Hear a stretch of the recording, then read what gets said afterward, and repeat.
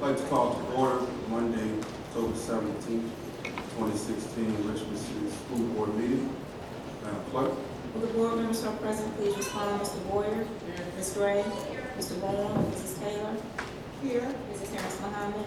Dr. Jones? Mrs. Pinckney-Epps? Mrs. Larson? Mr. Coleman? Here. You have a quorum, Mr. Chair, and you've also been joined by your student, Brad Heath. Okay. I'm going to ask Mr. Keith, you can lead us in the pledge of allegiance.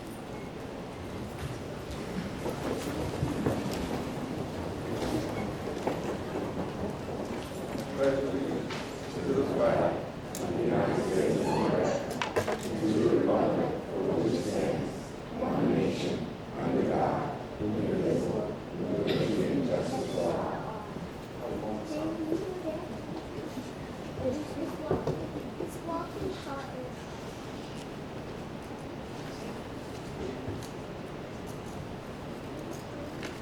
Thank you.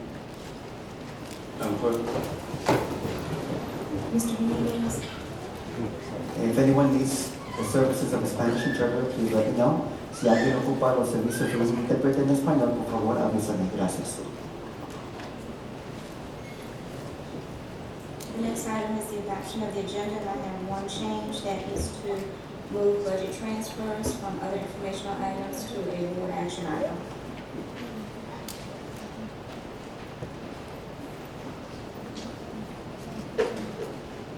Okay. I move that we amend the agenda as stated. Second. Ms. Gray made the motion to amend to accept the amended agenda, seconded by Mr. Boyer. All in favor? Any opposed? Any abstentions? The agenda has been adopted. The next item is item 2, recognitions. We have several students here to be recognized this afternoon, and as their names are called, we just ask that they come forward to receive their certificate. If parents or family members are in the audience, we ask that they stand and be recognized as well.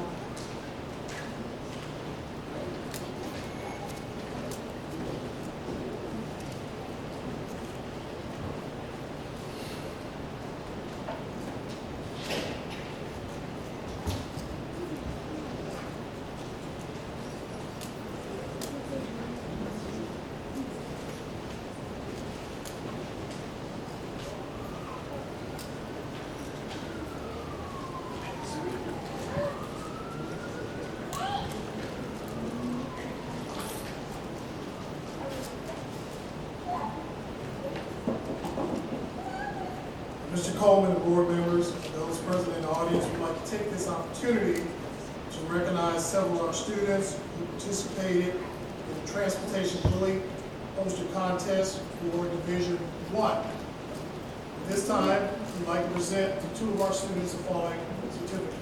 School Board of the City of Richmond Certificate of Recognition. This award is presented to the student's name in school for your commitment and participation in the Transportation Bully Poster Contest, and it identifies your place in this. At this time, we'd like to recognize Brianna Holland, Swansboro Elementary School, for third place winner in Division 1.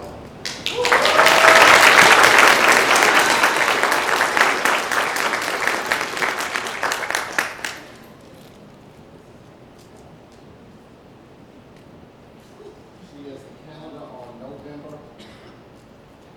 That is her picture.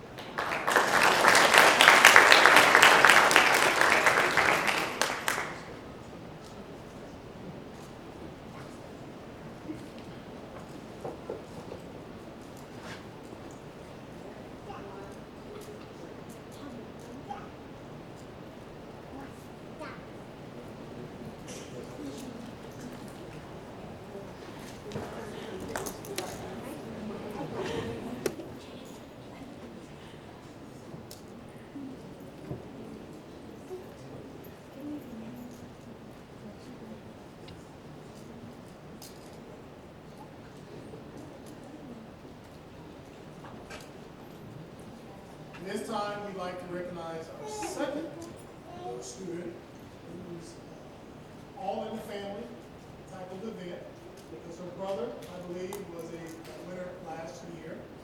This time, we'd like to recognize Nihat Ahmed from Albert Hill Middle School for Division III first place winner.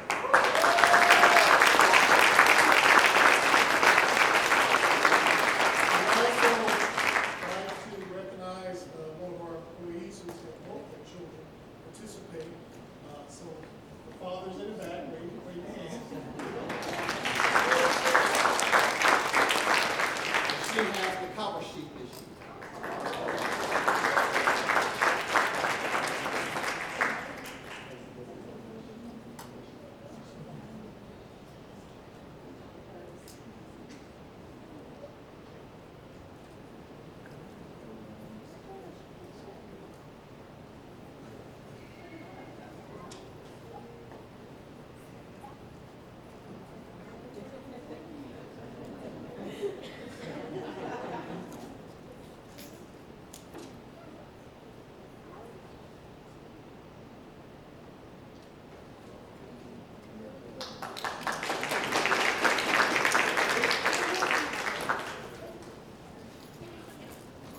And we have one more student recognition. Reads the School Board of the City of Richmond Certificate of Recognition. This award is presented to Bradley Heath from Oakland High School, recognized for serving as a student representative of the School Board of the City of Richmond for the month of October.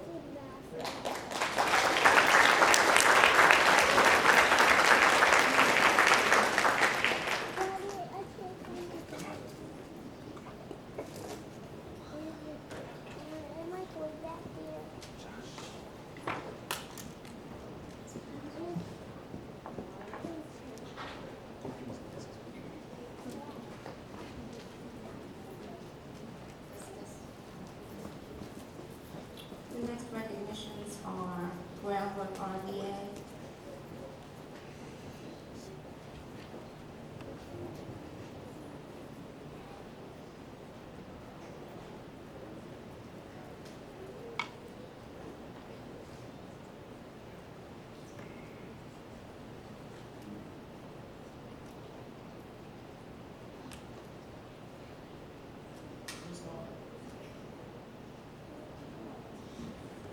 We want this to get a little history of our organization. One thing is opportunity for administration to go around and have to recognize your students for the work they do in our community, the service that you do to make a difference in the community, the city of Richmond.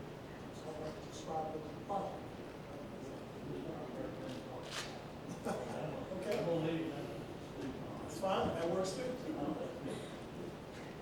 Good afternoon, you guys. I just wanted to thank you guys for your support and just for everything you're doing in us, just like believing in us that we can do this with y'all support. Because you always say like the teens, like we can do anything, and y'all are really showing us that we can. And like with your support, we've been able to work on 7 new properties, so we're really excited about that. Thank you. So we worked on Oak Grove, we worked on George with MLK.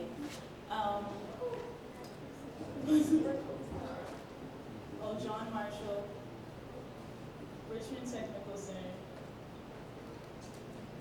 That's right. So thank you guys.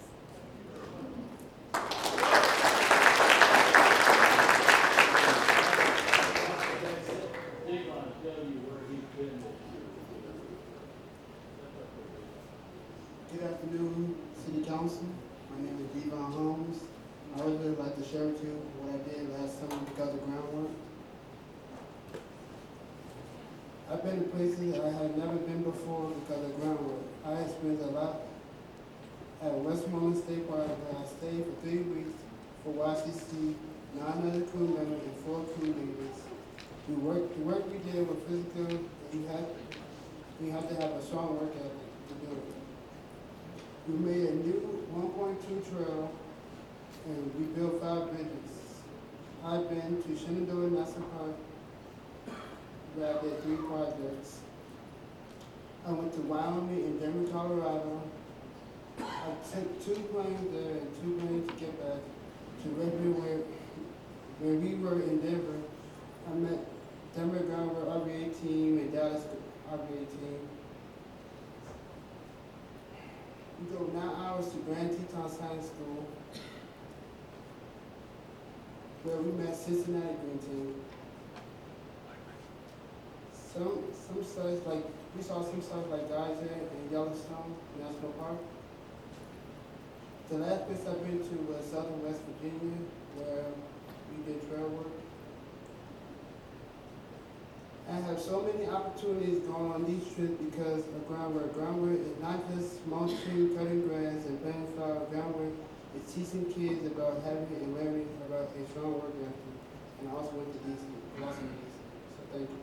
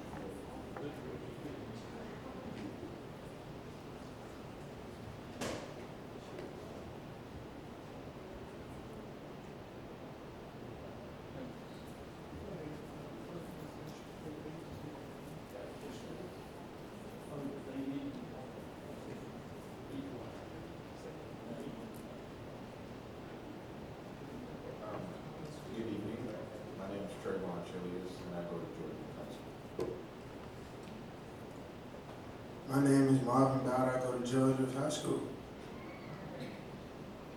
What's up, son? My name is Anthony McWilliams. I go to Georgia High School. My name is DeAndre Dublin, and I go to Georgia High School.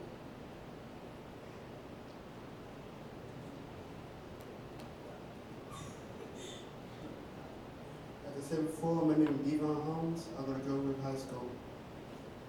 My name is Johnny James, and I go to Open High School.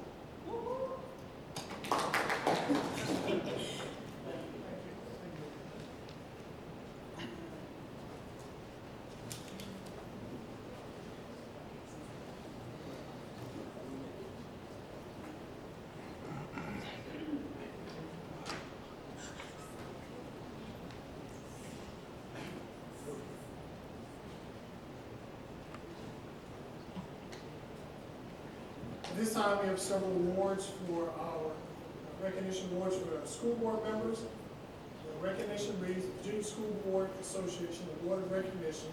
The award is presented to the board member's name for your commitment to effective school board governance through your participation in the VSBA School Board Academy 2015-2016 school year. Our first recipient of award of recognition is Ms. Mamie Taylor.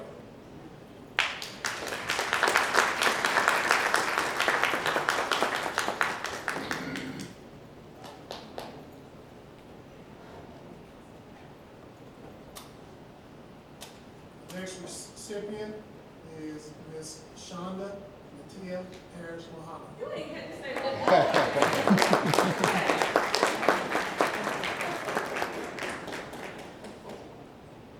Mr. Donald Coleman.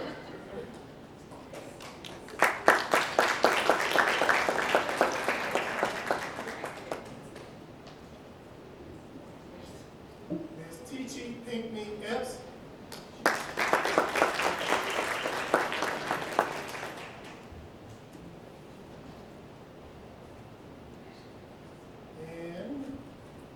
Support of the board, we have Ms. Angela Lewis, the board clerk.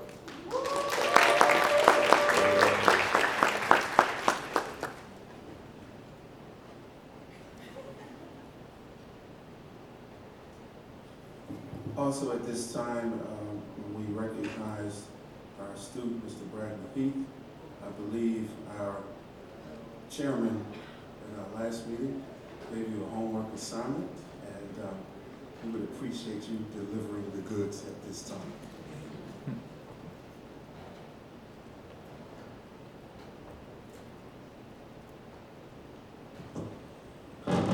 Okay, so the assignment was to basically find an issue with RPS and I guess bring it forth to them to see how we can make RPS a better place. And I was thinking, I spent a good amount of time thinking about it. And I'd say to try and change the culture of our, because when I went to TJ, it didn't really seem like I was going into a school.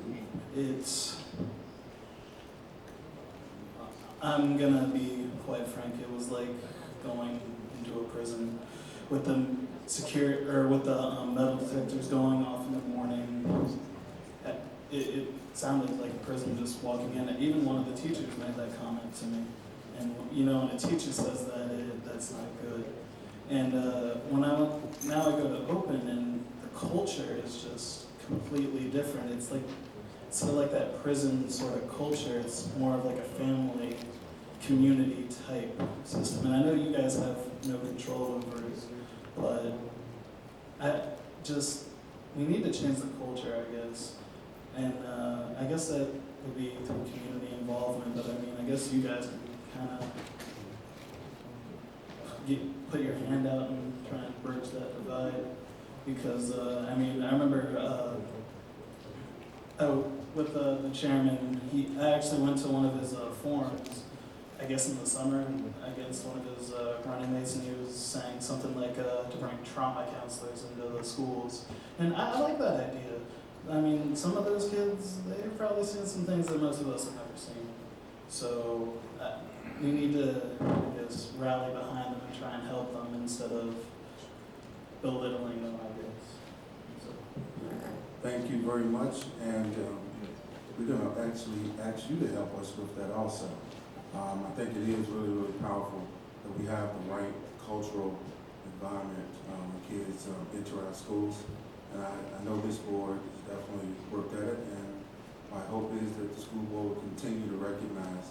We love that whole, what you said about the family atmosphere. It's a powerful way to engage young people to feel like they're really a part of something. Let's give our student a round of applause.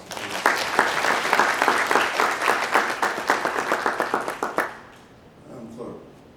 The next item is 2.06, receive an update on the Hall of Fame reception.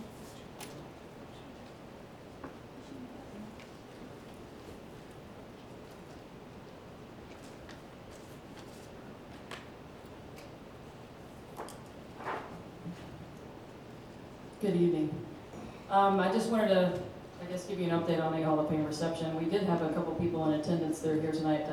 Mr. Coleman and Ms. Gray did come, and Mr. Jeffers, he's sitting over there. It was a lovely evening. We had 28 inductees for this past year. I think 24 of them were able to make the event to be honored. Fifth Baptist Church was kind enough to give us their building for the usage. And it very much felt like family that night. I think we all agreed upon that. So it was a really nice evening to be able to honor our second year of Hall of Famers into the Athletic Hall of Fame. I did bring Ms. Lewis a picture for each of the school board members that I have of this year's group. I also brought some blank applications if anybody wants to take one of those to nominate somebody for this year's class, so I'll leave those up here too, so if somebody wants to have those tonight, I brought a few for each of the schools. Does anybody have any questions? I guess that would be the thing to ask. I have a comment. Well, Ms. Gray, go ahead. Well, you were going to comment. I just wanted to express how grateful I am that we have followed through, and we're in year 2 of recognizing our great athletes. Richmond has quite a legacy, and I wasn't aware of all of the greatness that has come out of Richmond Public Schools. I've lived here my entire life, went to Richmond Public Schools, but I had no idea that we had such athletic talent in our ranks, and I think it's great to build morale within the school buildings, and I'd love to see more visits from some of the professional athletes, if we can get them here, and the ones who are actually giving back by coaching and doing other things in the schools. It's pretty amazing, so thank you for highlighting those folks. Yeah, I was honored to be there. I would just say to my colleagues, it was a well done event. It was actually sold out, is that correct? Yes, sir, it was sold It out. was sold out. I mean, it was just really, really amazing. And the thing that really encouraged me was just the power of the legacy of Richmond Public Schools in this area and how people supported that. But I'd also like to really ask us to give a round of applause to our staff and to Fifth Baptist for just hosting a great event. Can we do that, colleagues?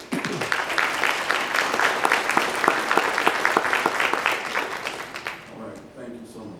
Yes, and we also have a Hall of Fame wall in each of the buildings now. We were able to fundraise this past year, and each school has their own Hall of Fame wall with 25 slots on it to honor the first 25 inductees. So we'll still be fundraising for that each year to add to that legacy. So I'm going to put the applications in the rear of the room if anybody is here tonight that wants to have an application to be able to nominate somebody for this year's class. Thank you. Madam Clerk? Next item is item 3, public information. I do not have anyone who signed up in advance, Mr. Chair. Okay. As is our practice, if anyone would like to speak to the board tonight, if you would line up in the center aisle, please.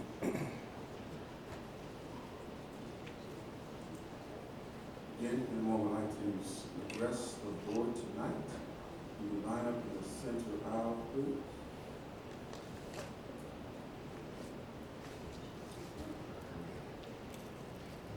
Okay, the individuals will have 3 minutes, and the representative group, 5. Thank you very much. My name is Tom Hartman. I'm speaking as an individual. I'm going to pack 3 speeches into my 3 minutes. First one is, I appreciate your passion. Thoughts from my fellow citizens speaking at public information. Please reconsider whether it is wise to indulge in personal attacks on administration and school board members. I empathize with your frustration and appreciate your passion on behalf of children with special needs. But need we make personal attacks when surely the shortcomings that exist are system shortcomings much more than they are indications of indifference or stonewalling on the part of individuals? Not only does sugar attract more flies than vinegar, but also more butterflies and more hummingbirds. I myself am a parent of what some call a very special needs child. Leon was the beneficiary of excellent special ed services here in Virginia from age 2 to age 22. I am forever grateful. Let us try to work together to see that the needs of every child are met and the possibilities of every child realized. One final point, I researched the laws on libel and slander. There is nothing to prevent a public official from suing a private citizen for libel or slander.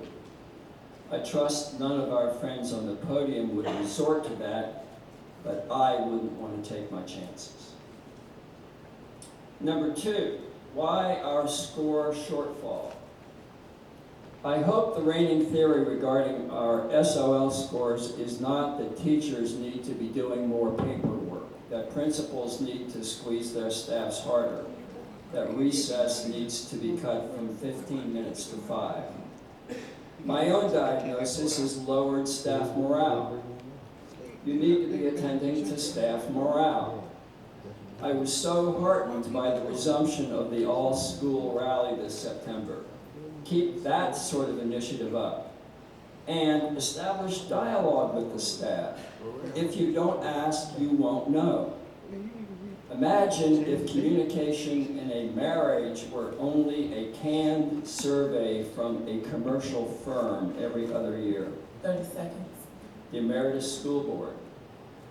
I envision an informal group of former school board members taking on special projects in cooperation with the sitting school board.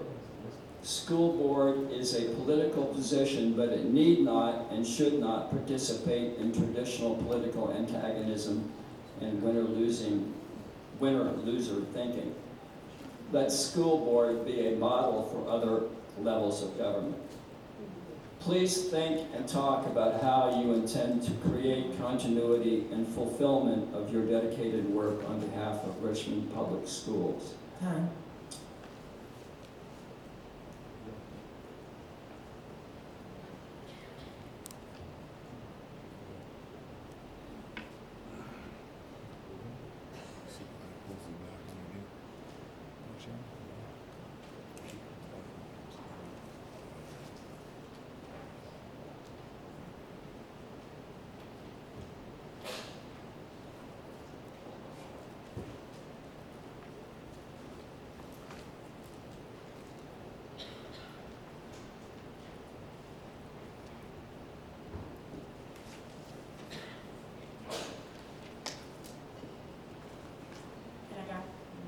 Okay, thank you. Good evening, board members. My name, once again, is Candace Lucas. I'm with Advocates for Equity in Schools, a national organization, member of of Dignity in Schools, which is a school push-out effort. We look to dismantle school push-out. I'm here today, once again, to talk about special education, because we can't seem to get it right in Richmond City. I must say, though, that I did attend a meeting at Huguenot High School, and they tried to get it right. And I appreciate that because they had integrity, something that unfortunately this administration, Dr. Bed, you lack. You lack integrity. When you can cover up the abuse and the civil rights violations of our most vulnerable children, I'm still trying to figure out what differentiates you from a child abuser. I'm still trying to figure that out. I'm working on it. Anyway, I have handouts for you because evidently we have an issue as to what FAPE is. Free and appropriate education. That means that you're required, this board is required to make sure that the services of our children are provided by trained personnel. That means that we don't have Paula Dawson falsifying documentation. We don't have individuals altering IEPs or forging signatures. We don't even have school board members referring to our parents in inappropriate language, in inappropriate terms, Ms. Gray. And if you need help with a behavior intervention plan, I can help you with that as well. But it will not be acceptable for you to approach our parents anymore just because they come up here to advocate for their children. That is not appropriate. The bottom line with all of this is that special education in Richmond City Public Schools is broken severely. You cannot continue to cover it up. You cannot continue to sweep it under the rug.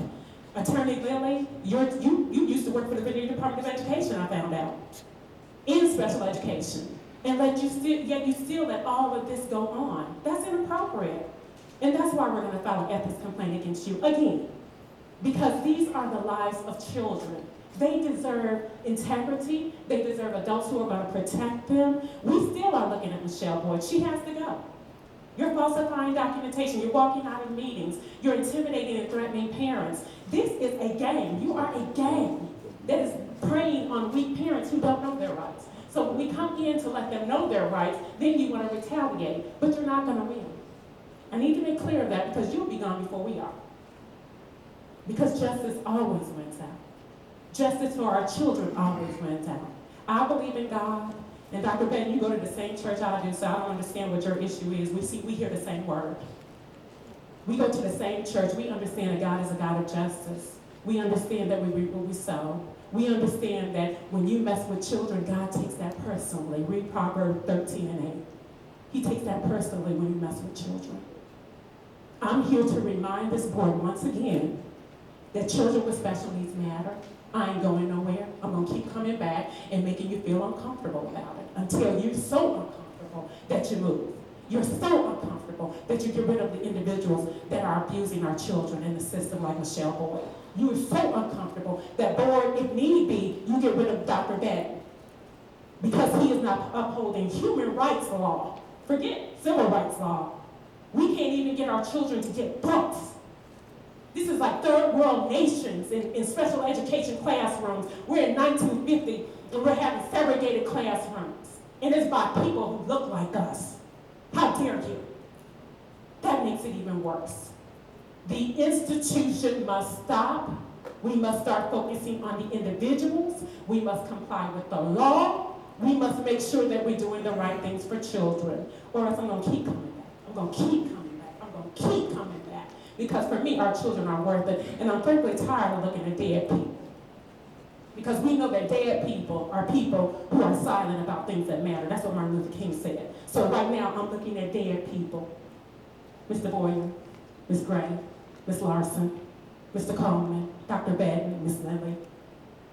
Ms. Taylor, I'll give you a pass. Ms. Muhammad, I'll give you a pass. And Ms. Epps, I'll give you a pass. Mr. Jones is never here, so somebody needs to get his paycheck back anyway. But the bottom line is that we need to go ahead and address this issue now. And I'm not going anywhere. Thank you.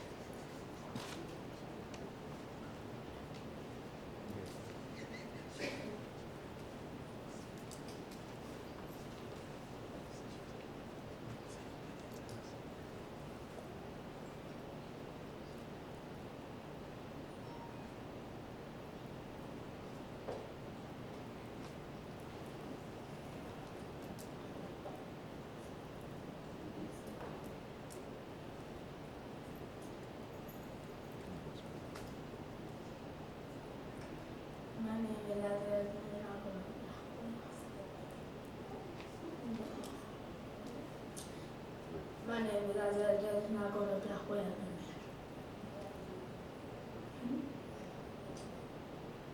You don't want no ones keep putting their hands on it. Abusing it. Yeah. Nothing.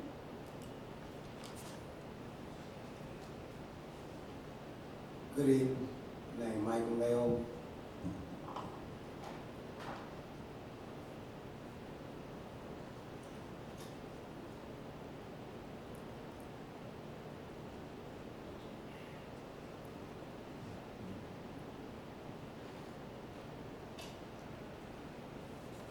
Good evening again. My name is Michael Mayo. This is my son Isaiah James. The day I was at the school observing things, and his 101 Porter was sitting beside him. He brought in the midways of the room. Him and the dude had a complication. Dude had said, "Why is you watching my paper?" And the 101 just sitting there, studying him, getting my son and move him or move the little boy. He gonna holler, yeah, I seen it escalating, and I was like, why you ain't stop it? You let my son get up and go hit the boy. And my son had told me, say, when I left to go to the bathroom, he told him that he'll still hit him, it don't matter because your daddy here. And then he was in the hallway. He gonna holler, I'm going to call my brother-in-law. And I'm looking at him like, what you calling your brother-in-law for? I mean, I felt some type of way, like he was calling to do something to me or something.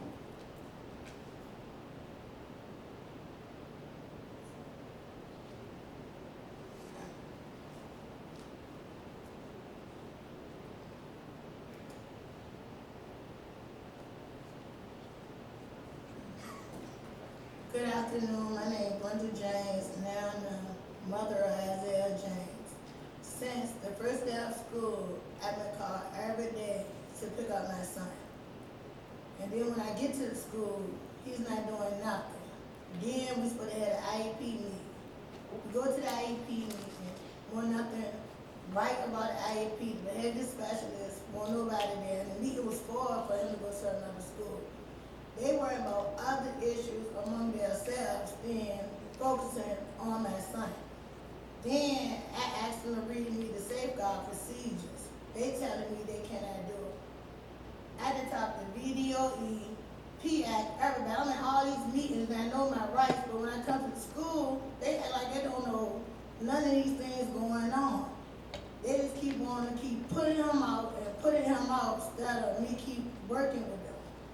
Then they want to send him back to his old school instead of working out what's the problem is. He hasn't even been in his regular classroom yet since the beginning of the school. Then you go to the school, they act like they don't care. He done had 4 one-on-ones since September. I done called the company, I've been calling up here to the school board, leaving messages for Michelle Boyd, Mrs. Faison, and everybody. Then, like on the last meeting, Ms. Boyd talking about we doing this in the IEP meeting, we doing this for special education, but you ain't really doing nothing. Y'all come up here talking about the surveys y'all doing and what y'all doing to help special education, but when the parents come to the meeting, we stuck. And we don't have no outcome or nothing. And then y'all keep passing the kids while even helping the kids. Y'all must focus on behavior than the kids' education. I just want everybody to get on one path so the kids get their education instead of worrying about politics all the time. Y'all gotta put yourself in a position. The only time y'all gonna put yourself in that predicament and come down here and talk until one of y'all kids get in that predicament. Then that's when y'all gonna start fighting. So now y'all need to take our reality, y'all need to get on the same page, put y'all difference to the side, forget about politics, and worry about the kids' education. Thank you. Oh, then I got a message from the little boy mother that was shot. The little boy that was shot the other day, the mama couldn't make it because she got a business. She told me to play this for you all.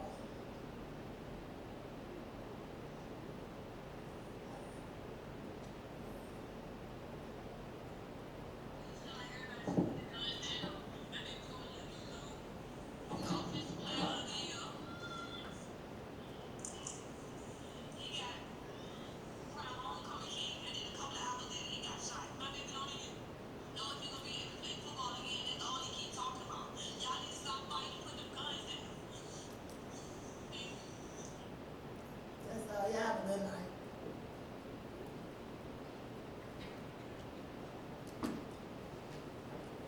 Mr. Garrett Pryor.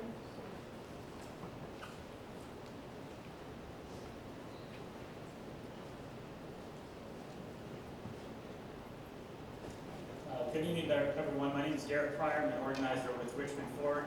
And as a former teacher, I know we have many different learning styles, so I have some handouts that are coming around, some visuals, some pictures, aesthetic learning to get us through this. Tonight, I'm here, and like our student representative talked about changing the culture in our schools. And that's what the Roanoke 40 and some of the school funding we're looking at City Council can really do. And so on your second picture, it starts here with a quote we saw last week from our own Dr. Benton. Right now, it's almost like being in a Shark Tank every budget season. It's just not a healthy environment.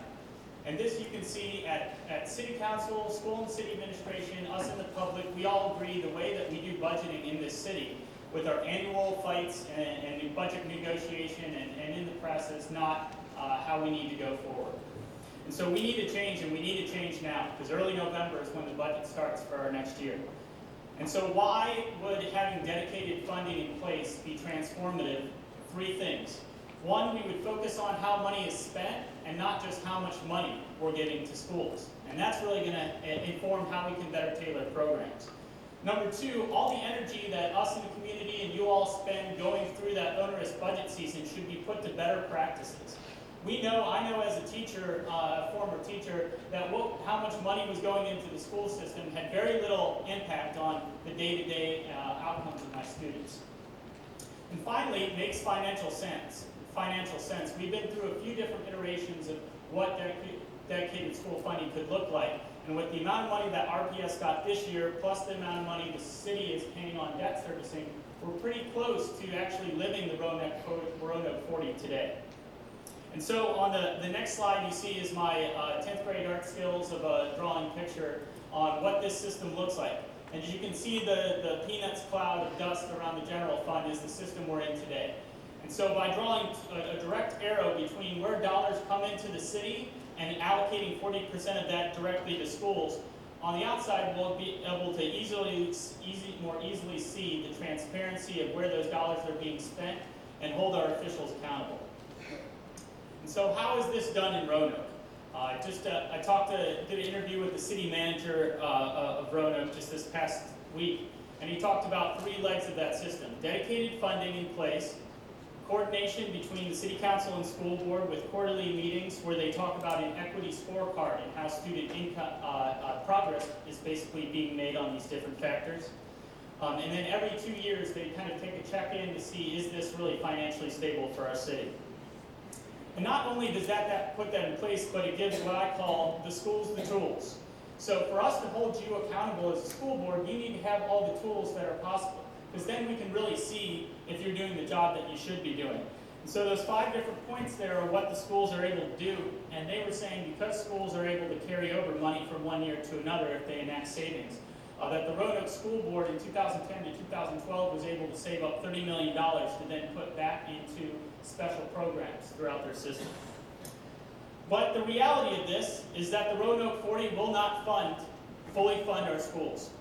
And our high cost of our student population and our limited revenues in the city really handcuff us on what we can do in the short term. Commonwealth Institute looked at a state study that it said it costs 2.5 times as much to educate lower income students than not. And if we look at the next page, our per pupil student costs, we're the highest in the Richmond region at $13,601, but we also have a drastically higher free and reduced lunch, 98% of our students. And so if you project out that 2.5 times, we actually should be putting double the amount of money into our education than we are today. But we know that that can't be done without bankrupting our city, because if we look on the revenue side of things, money coming in, which is your next page, the $1.20 real estate tax, which is the highest in the region, 36 cents of that $1.20 goes to subsidize non-taxable land. So we love our universities, our hospitals, and our state-owned property, but basically that puts the burden onto the residents of Richmond, us, and businesses to carry up the rest of that cost. So it's not that Richmond government is overly bloated when you look at these numbers. We're actually funding government very similar to our counties. And so the plan is a 3-part step. Get dedicated funding in place so we can stop arguing over how much money. Start to build a coalition with this new administration where we project out the public side of dollars, and then go after that large package like Baltimore, Cincinnati, and others of state, of private dollars that can transform our school system. Richmond Forward, we're here to help in any way we can. That's our website. Here if you have any questions or comments on this, but we would like City Council, if possible, and you all to put pressure on them in the case, to set a deadline for when a solution can be proposed, and we can hold a community conversation on this. Thank you. If you have any questions or comments. Cool, thank you.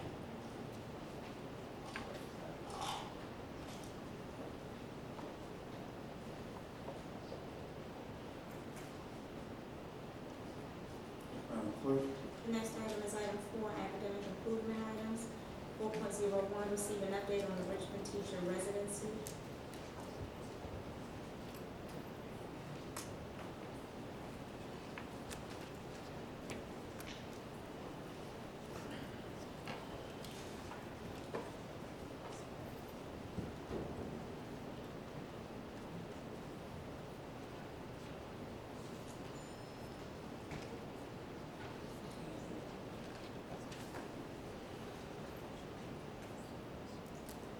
Good evening, Mr. Coleman, school board members, Dr. Benton.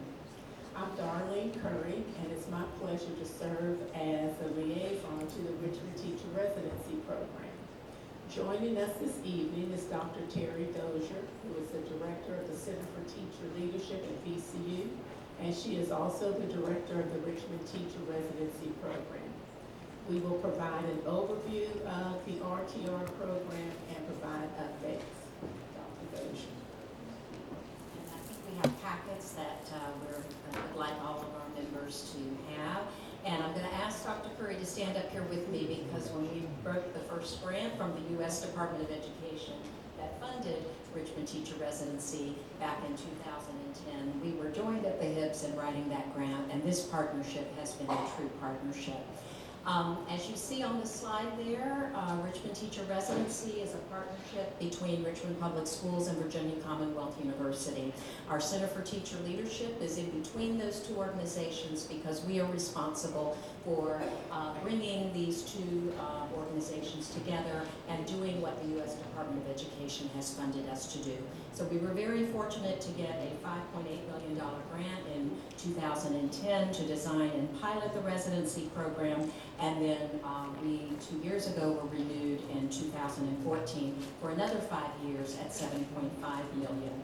I also want to call your attention to that logo there, the National Center for Teacher Residencies. We are members of this national organization that was created to promote and support residency programs, and last year the Gates Foundation funded NCTR as one of 5 transformational centers in the nation to transform how we prepare teachers. And we're very proud that RTR is one of 17 original providers as part of the NCTR Transformational Center. I wanted to share with you our mission and call out a couple of terms there. We are, as you know, not facing ordinary average challenges in our urban schools, and so we cannot have average ordinary teachers. So our mission is to recruit, prepare, and support, retain extraordinary, inspiring teachers and teacher leaders who are committed to the students of Richmond Public Schools for the long term, and that term is important too, because in the past we've had individuals who maybe were idealistic and wanted to serve urban youth but were not well prepared, or others who really never were committed to our community and just used Richmond Public Schools as a way of getting some experience before going on to the suburbs or back home or to another position outside of education. So our mission is very clear, but why residencies? And I love this quote because I think it really sums up the fact that you have to prepare urban teachers within the context they're working. It is not calm waters, as we've already seen this evening, and that our traditional programs have fallen short in really fully preparing them for urban settings. And teacher preparation does matter. So alternate route programs have also fallen short because teachers there's a whole body of research that says if you're unprepared for curriculum, understand teaching methods, strategies, child development, and have never had any supervised clinical practice, those teachers leave at twice the rate of those who have had this training. So the elements of a residency model are up there. You see that we have worked hand in glove with RPS Human Resources. That's why we started our program in 2010-11, our first group being trained in 2011-12 at the secondary level, because that was the greatest need at that time, the greatest turnover, the schools that were not meeting state accreditation. We were fortunate enough to be able to expand into special education 2 years ago because of the great need that Richmond shared with us. Of course, central to the residency model is that medical style residency in which our residents co-teach alongside a master teacher for 4 days a week while they are completing a master's degree. And those master teachers, those mentor teachers, we call them political resident coaches, have gone through a very rigorous selection process that includes unannounced classroom observations. We want to make sure that they're strong teachers, and administrative recommendations. The last bullet I really want to call your attention to, because the research is also clear, that if you do not support teachers for at least 2 years within as their beginning teachers of record, they will leave us. In fact, in urban schools, the most effective teachers leave within the first 2 years. And I can say that if this part of our program were not in place, we would have lost many, many more of our graduates. So very important. Here's what it looks like for us. The students start in May, earning either an MT or an MED degree. They take 18 to 21 credit hours in the summer, and then they begin the residency year actually on the very first day that teachers report to work, and they go all the way to the end of the school year. So they get to see how teachers set up their classrooms, those important routines and procedures, and they go through the testing season and all the way to the end when they wrap up the year. So there are no surprises. They are profession ready when they become that teacher of record. And you can see they are supported by resident site directors that I'm going to talk about in a minute, and our clinical resident coaches, CRCs, are supported by mentor coordinators who give them 8 days of new teacher center training as well as ongoing monthly professional development. A central component is our RTR seminars on Fridays in the fall. They come together with curriculum directors who know their coursework, and they are integrating that theory and practice. They have the chance to immediately implement what they are learning in their methods class and to talk about, what's working and what's not. And then once a month we bring them to CTL, and they have a forum that is focused specifically on the RPS experience, the history and culture of RPS, performance expectations, the curriculum, the lesson plan format, and that is done by our resident site directors, all of whom have years of experience as teachers in RPS and some as administrators. And I cannot underestimate enough or overemphasize enough the importance of the cohort itself, where they are taking their classes together. They all share that passion and commitment to urban youth. So here are our tracks. We have 4. As I said, we started with a secondary track, and again with some carryover funds from the federal grant. 2 years ago, we launched our special exceptional education track. And we were also able to start a middle school STEM track for those who do not have a major in math or one of the sciences, but do meet state requirements. And so VCU worked with us on that. And this year I'm very excited to report to you that we are piloting for the first time an elementary track open to our liberal studies and early elementary education with some surplus funds that the state provided us in order to do this. We were very proud of the fact that in June 2014, we were recommended to the General Assembly and the Governor's Office through a JLARC report as a long-term strategy to improve low-performing schools. And if you look at our process, you can see why we have that potential.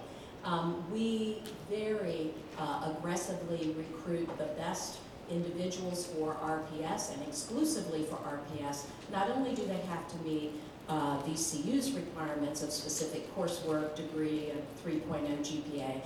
But some of you know this because you've been at our selection days.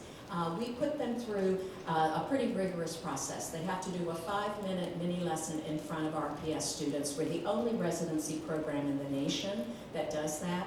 And we invite the students to help us evaluate the candidates, and it's a very simple evaluation. Can you see this person as your teacher or not? Give us some comments. And I'm actually not surprised to tell you, but with a little chagrin, to say that our students have been more accurate than the adult assessors in knowing which of the candidates are going to struggle and which will be successful. There's a group discussion activity around an urban issue, an on-demand writing sample that we changed 2 years ago because we knew that an important component of success is the ability to receive feedback and adjust, the coachability factor. And so now we give them a summary of the assessment from the adults and the students in the morning, and we ask them to tell us how they would redesign, reteach the lesson. So we're looking to see if they embrace feedback or they make excuses. And then finally, a personal interview with RPS and VCU staff. We want to make sure that they are a good fit for both of our organizations. 100% of our candidates are fully licensed and prepared for the classroom, and in a minute you're going to see why that is so critical for RPS. The co-teaching model lowers student-teacher ratio. We do require that these individuals, after all of this support, serve for at least 4 years, the residency year and 3 years afterwards. And we've only had 2 cohorts finish their 3-year service agreement, but we have an 82% retention rate, which when you look at urban districts, typically by the 3rd year, 50% have gone. So we're feeling very good about that. We support them for 3 years, as I said, during the residency year, and then that career coach that works with them for 2 years, at least an hour a week when they are teachers of record. I bolded the last bullet because as the director of the Center for Teacher Leadership, I'm very proud of the fact that this is the only model of teacher preparation that not only increases the retention and effectiveness of new teachers, but also of our veteran teachers. And so I'm sharing with you some of the quotes from our most recent survey of our mentor teachers, our CRCs, and you see there that they are learning from their resident as much as the resident is learning from them. I love that last quote where they're saying it's not just making me a better teacher and co-worker, but a better human being, and especially the ability to work with students. In your packet, you have some information about our program, especially how our students, our graduates are impacting our schools and the evaluation of principals. But you see there, 100% of our RPS veteran teachers that we work with say that this program is helping to make them a better teacher. I'm excited to tell you too that in the new grant we have funding to create Teachers for Tomorrow programs in all of RPS high schools, where we'll be encouraging juniors and seniors to consider a teaching career. VCU is offering dual enrollment, dual credit. We will be creating matriculation agreements so they can come right into VCU, into RTR, and come back into their home school system. So we're really excited about that. You have this graph in your packet, I believe, yes, so you can see it very clearly. And what this is showing you is the impact we're having on meeting the staffing needs of RPS. You see the areas that we have been recruiting for. The blue part of that bar shows you how many teachers you hired last year that were fully qualified, fully licensed.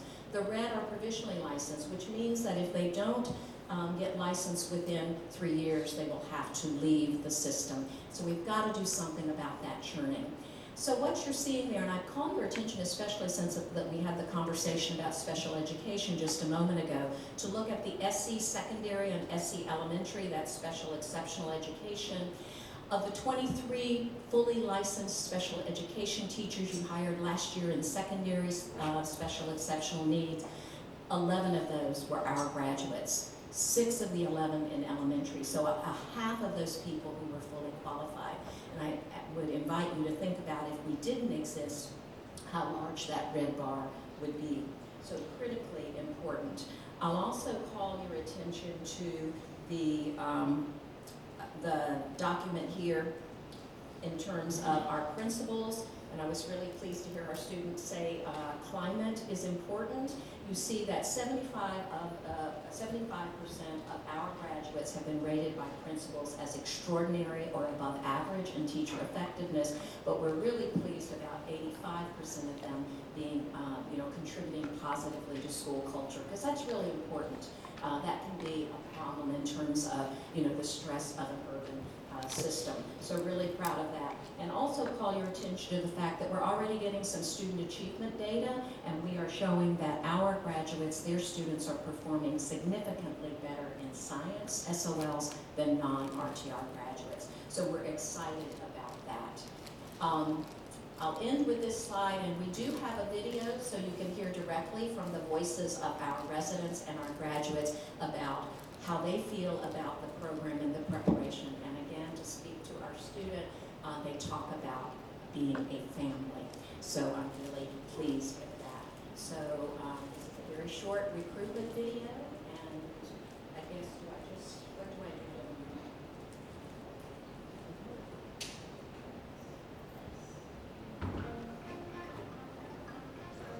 Richmond Teacher Residency is a partnership between VCU School of Education and Richmond Public Schools.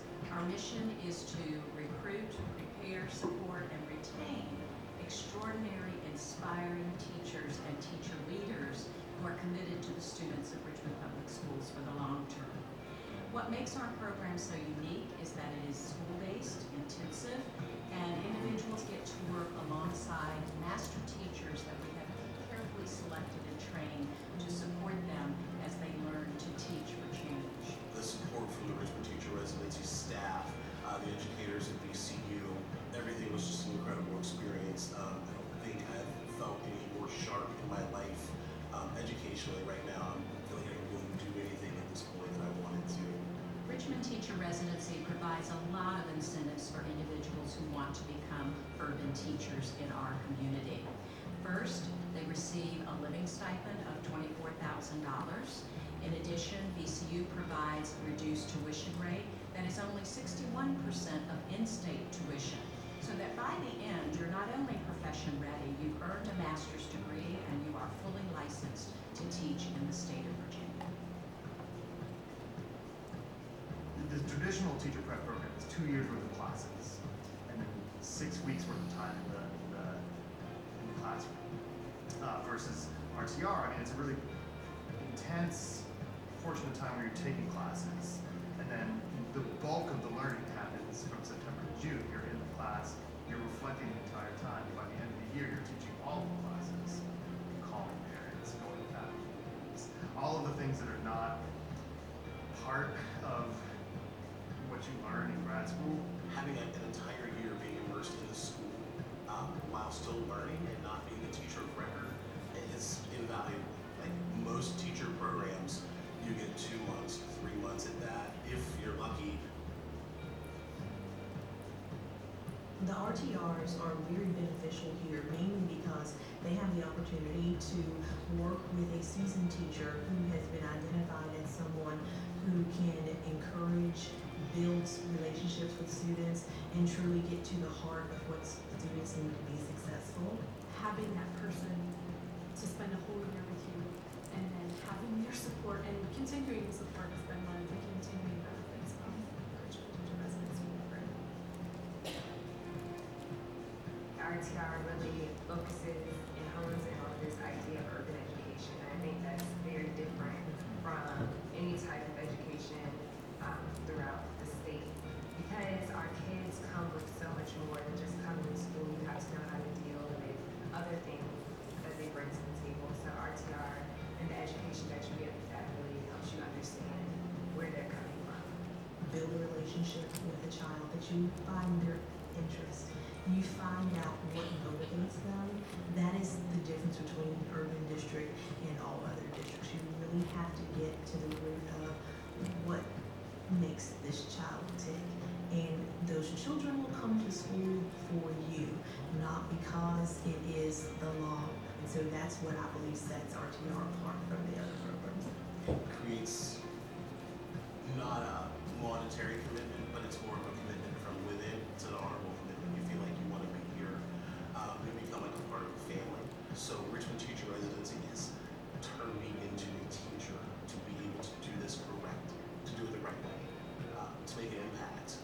If you're committed to social justice, to leveling the playing field for all students, and to improving our community, Richmond Teacher Residency is the program for you.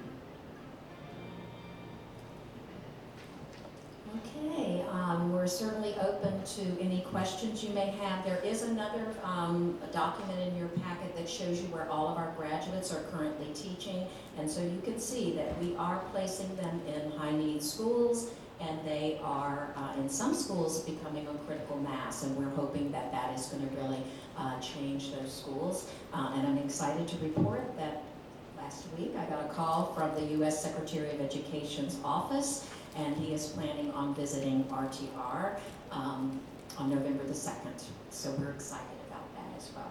A lot of great attention to this program. Questions?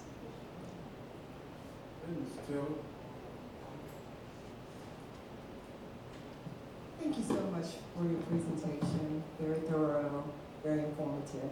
I'm not sure if this should be directed towards you or Dr. Curry, but Dr. Curry, you and I have spoken about this offline. I would be very interested in knowing what the possibilities would be like to have some form of outreach for parents and the community surrounding our schools to see if we can possibly get them on the track to becoming educators or somewhere within the teaching profession, just to strengthen our partnerships with our parents and our communities and things along that line. Well, thank you for asking that question. It was a point that I meant to say. We are focusing very heavily locally in the last couple of years, and that's led to an increase in diversity diversity in our candidates, and also people who are already here committed to our community. So we do hold specific what we call coffee and conversations, and we invite anybody who is volunteering in the schools, who is serving as a substitute, instructional aides, and so forth to those meetings. And that's the other reason we're excited about that Teachers for Tomorrow, because we really want to build that pipeline and invest in our community, because those are the individuals who are going to stay. Thank you for that. Just one quick follow-up comment. I would love to see that concentration focus on some of our areas surrounding our Broad Rock elementary schools, our MLK middle schools, and where they tend to say there's a high concentration of poverty. If we could find a way to get those communities involved and on the track to becoming educators at some capacity. Right.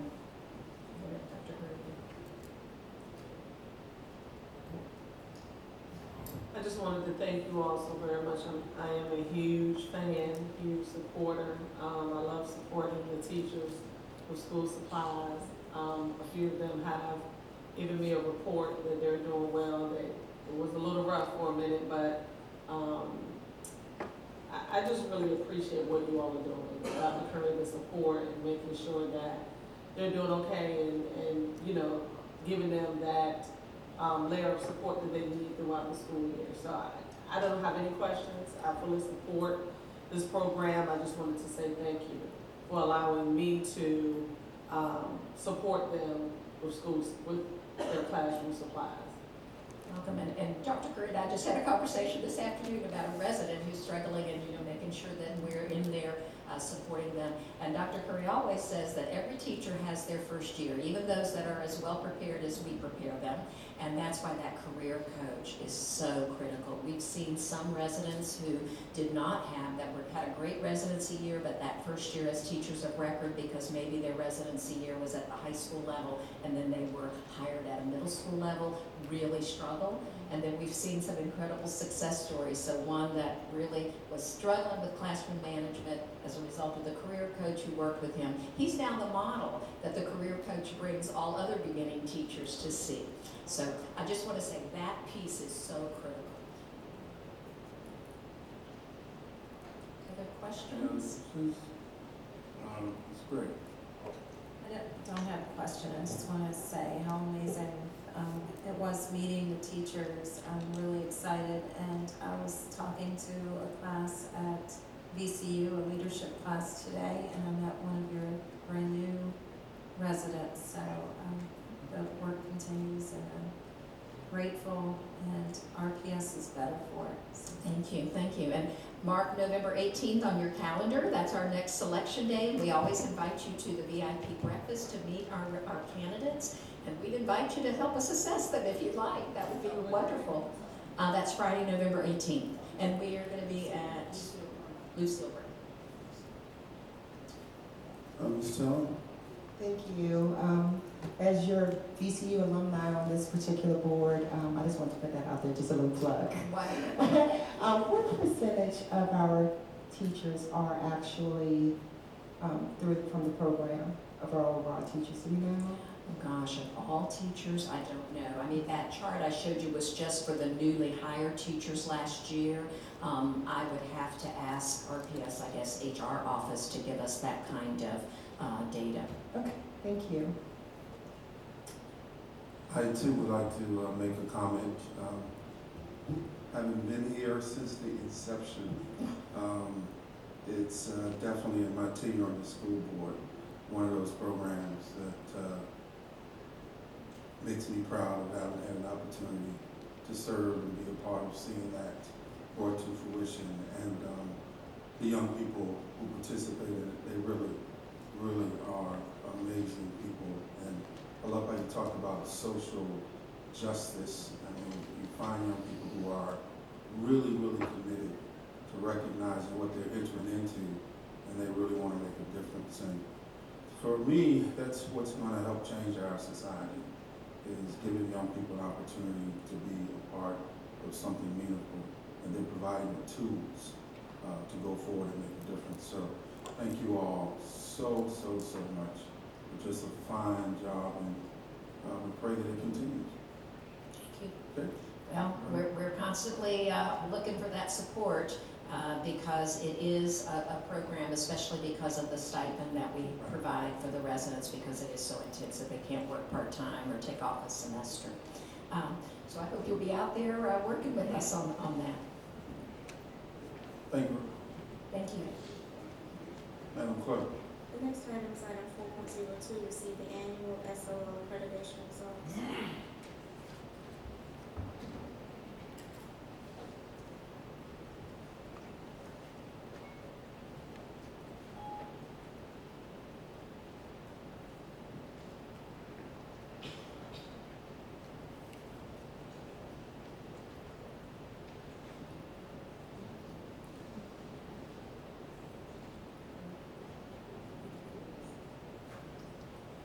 Evening, school board members, Dr. Ned, and colleagues, family, and friends. My name is Valenta Wade. I'm the manager of testing and data services. My purpose tonight is to go over the SOL results from 2015-16 school year and to give you a projection of where we think we'll be for accreditation this school year. To start with, we'll look at our overall averages. If you look at the screen, or if you have the PowerPoint in front of you, you'll see that our reading scores have continuously improved over the last 3 years. For math, we had a small decrease from a 62 to a 58 this school year. In history, we also had a decline in our scores from a 72 to a 67. In science, a small decrease from a 66 to a 64. And our trouble area this year, in the last 2 years, has been in writing. We went from a 56 to a 48 to a 45. So when we break it down by grade level, you can see that in 2014-15, we had a pretty good year. Every grade level improved in their SOL scores except for the EOC reading. And then this year, we had 3 decreases in our grade level scores. 3rd grade went down 2 points, 8th grade went down 1 point, and EOC went down 3 points. But overall, we were able to gain 1 point this year in reading. As I stated earlier, writing is an area of concern for our district. In 2014-15, we improved 5 points in 8th grade. However, we went down 7 points this school year. And of course, writing, we went down 2 points in 2014-15. However, this year we did gain 7% points. And overall, our writing scores went down by 3 points.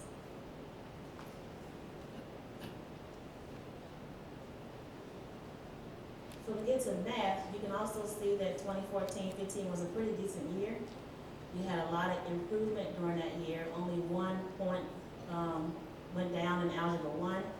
But this school year, we had a large decrease in almost every area, well, not a large decrease in every area, but we had a decrease in every grade level in our math scores. And we'll kind of talk about some of the changes that occurred that could contribute to that in a few minutes. For history in 14-15, we had 3 areas where we went down. We went down in World History 1 by 6 points. We went down in World History 2 by 9 points, and VA US by 2 points. But overall that year, we had a 2-point gain. In 2015-16, last school year, we had a decrease in VA Studies, World History 1, World History 2, and VA US. And overall, we had a decrease of 5 points this school year. In our science, in 14-15, we did pretty well. We had some improvements in every grade level except for biology. In this school year, we went down in biology, chemistry, and in earth science, and we declined 2 points this school year in science. One of the differences that we had going on this school year, or last school year, he's saying this school year, but last school year, was that we wanted to make sure that our students were on the correct pathway for their courses. What that means is, in the past, many students were going from 8th grade math and taking foundations. Well, the path is when they pass 8th grade math, they should take Algebra 1. And so this year we have 462 more students enroll and participate in the SOL test for Algebra 1. And also in history, World History 1, we had 616 more students take that assessment.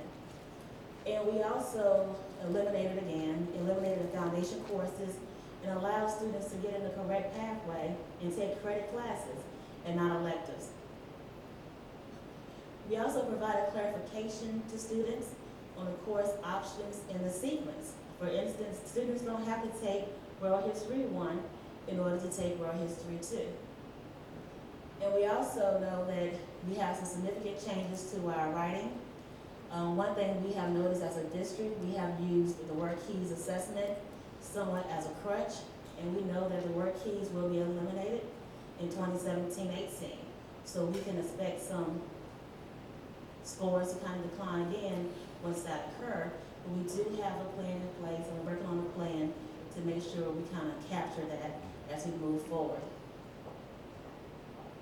So we want to see how do we compare to our neighboring district, our neighboring divisions. As you can see, we are not comparable by demographics to our other districts, nor to the state.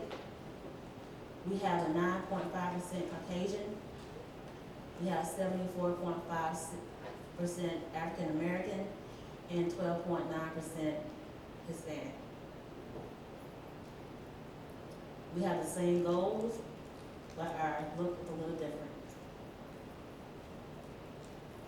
When we look at our percentage of students with a disability and ELL, we can also see here for our district that we have a significantly higher percentage of students with disabilities, as well as a higher number of students with ELL, and that number continues to grow each year.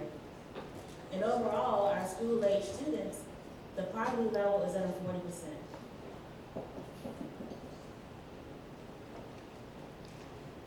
When we look at how we compare to the other neighboring divisions by SOLs, we can see that no matter the division, their growth and progress is slow. And in Richmond City, we are behind the other divisions, but we're still making steady and slow progress when it comes to reading.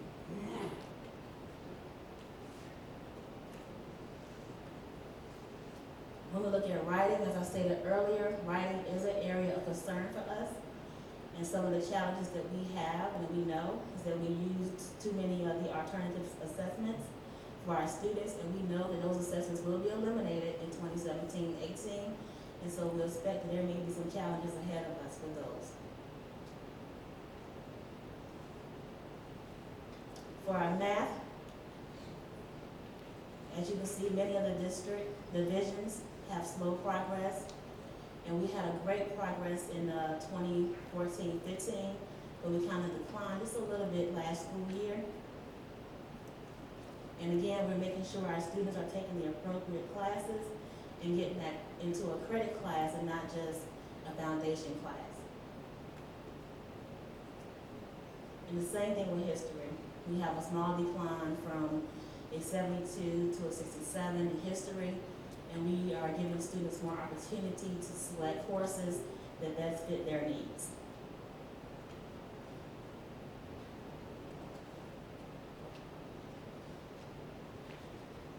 And in science, we had a decline from a 66 to a 64%.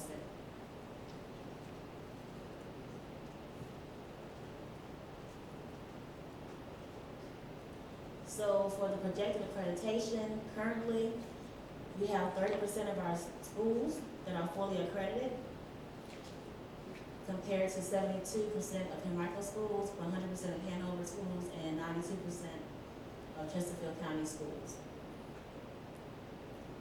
As of today, we have 14 schools that are fully accredited.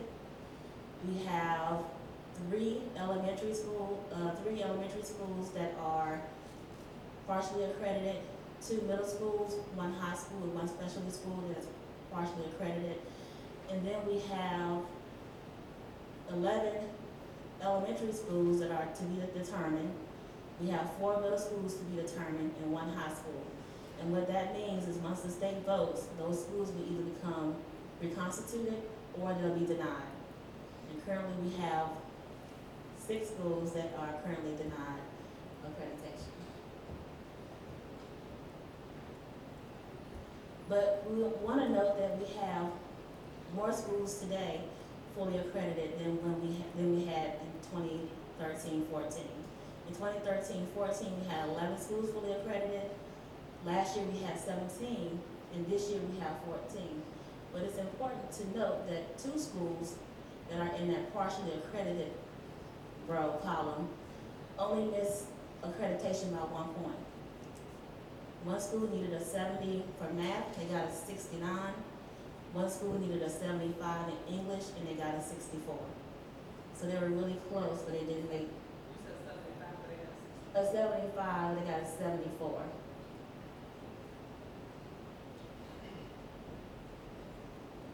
If you look at this chart, these are all the 22 schools that are currently in the TBD status or denied status. In 2012-13, all these schools were warned. Many of these schools were warned in either English or mathematics, and they then had a pass rate of 30, 40, or 50%.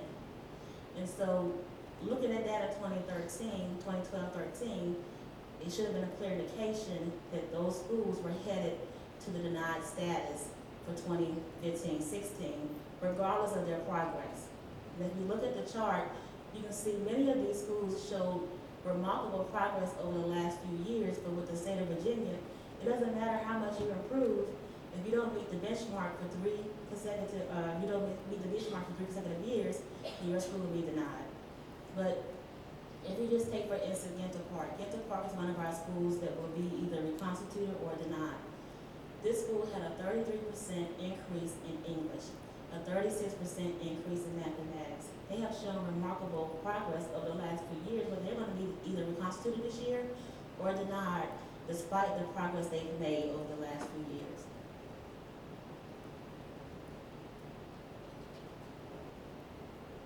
So we are in a transition state, and as you know, transition is a process, it's not an event. It doesn't happen instantaneously. As you saw with our division trends, growth is slow, but we want to keep going in the right direction. We have moved from what we have known and done for a period of transition to arrive to a desired new way of behaving and doing our job. As Oprah Winfrey always quote Maya Angelou, when you know better, you do better. And so we are in a transition state to make improvements in our district. We thought this survey from the Chamber RVA Mayoral Survey was very important. As you know, right now, the candidates are debating tonight for their candidacy as a mayor. And we had this survey, and we noticed that the majority of the respondents that took the survey said that RPS matters, that they want the school board to improve the quality of public schools. That was the #1, the top issue they felt was the most important. In this survey, we also noted that the respondents gave RPS a grade of an A, B, C, D, or F, and they had the option to not answer the question. And so in this particular survey, the people who did the survey, Chambers RVA, pointed out that 80% of the people who voted gave Richmond a C, D, or F. We believe that they could have done that better and said that 48% rate RPS with an A, B, or C. And that's higher than the D and F, and then 11% we don't know what they would have selected, so they should not have included that in the count. But we think this is a very positive thing. The 48% of the people who responded gave Richmond an A, B, or C.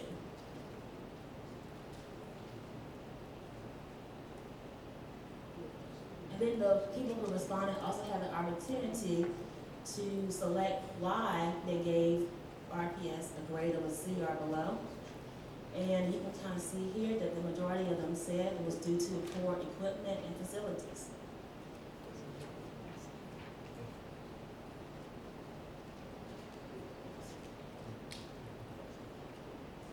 So where are we at as a district today, our corrective action plans? We are going to request tonight a request for a division academic review. We have already had our schools and our principals submit their school progress plan, and they will be available for the public to view shortly. The student board member talked about providing trauma support to our students in RPS. We are doing just that because we want to get to the root cause of the behavior issue, and we believe that that trauma support will provide that. We have realigned our supervision so that the assistant superintendents are following a feeder pattern. We had numerous leadership changes this year in the district, the central office, and in the schools. And then we are rebranding who we are because we are indeed RPS.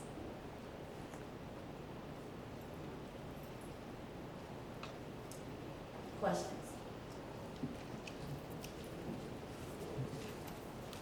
Taylor, followed by Ms. Mahoney. Thank you so much for your presentation. I find the news, this is my first time being able to obtain this information. I'm trying to meet with some of our directors over secondary and elementary education. Has been virtually impossible to do so far. But in saying that, the first thing that really captured my attention was that there was an expected decrease in our writing area due to the work keys going away in 2017. And that has been the trend. I know you're new here, but that has been the trend that I've heard for a very long time, that there's almost a setup for failure, and I'm not hearing what we're going to do proactively to make sure that there's something in place now to turn things around in that respect. I'm just going by the wording that you used in your presentation. Secondly, there was a count that was given of 462, or something like that, new algebra students. And so what I didn't hear is what the reassignment was of math teachers to facilitate those students, because for a very long time, I know we've had a part 1 and part 2 for Algebra 1, which causes our students not to be prepared for national exams like ACT and SAT in their latter high school years, because they're not getting to the more advanced maths throughout their high school curriculum. So that was concerning for me. The SPP, the student, I'm just trying to put everything out there so that I don't have to go back. The SPP, the Student Progress Plan, I only have the Academic Improvement Plan to reference, but I know we had a late start-off date somewhere in October when that was first implemented, maybe 2014, 15, maybe 15. And so I'm wondering, when did the training start for our staff to be able to implement that in a timely fashion so that we won't have the same excuses with the Academic Improvement Plan?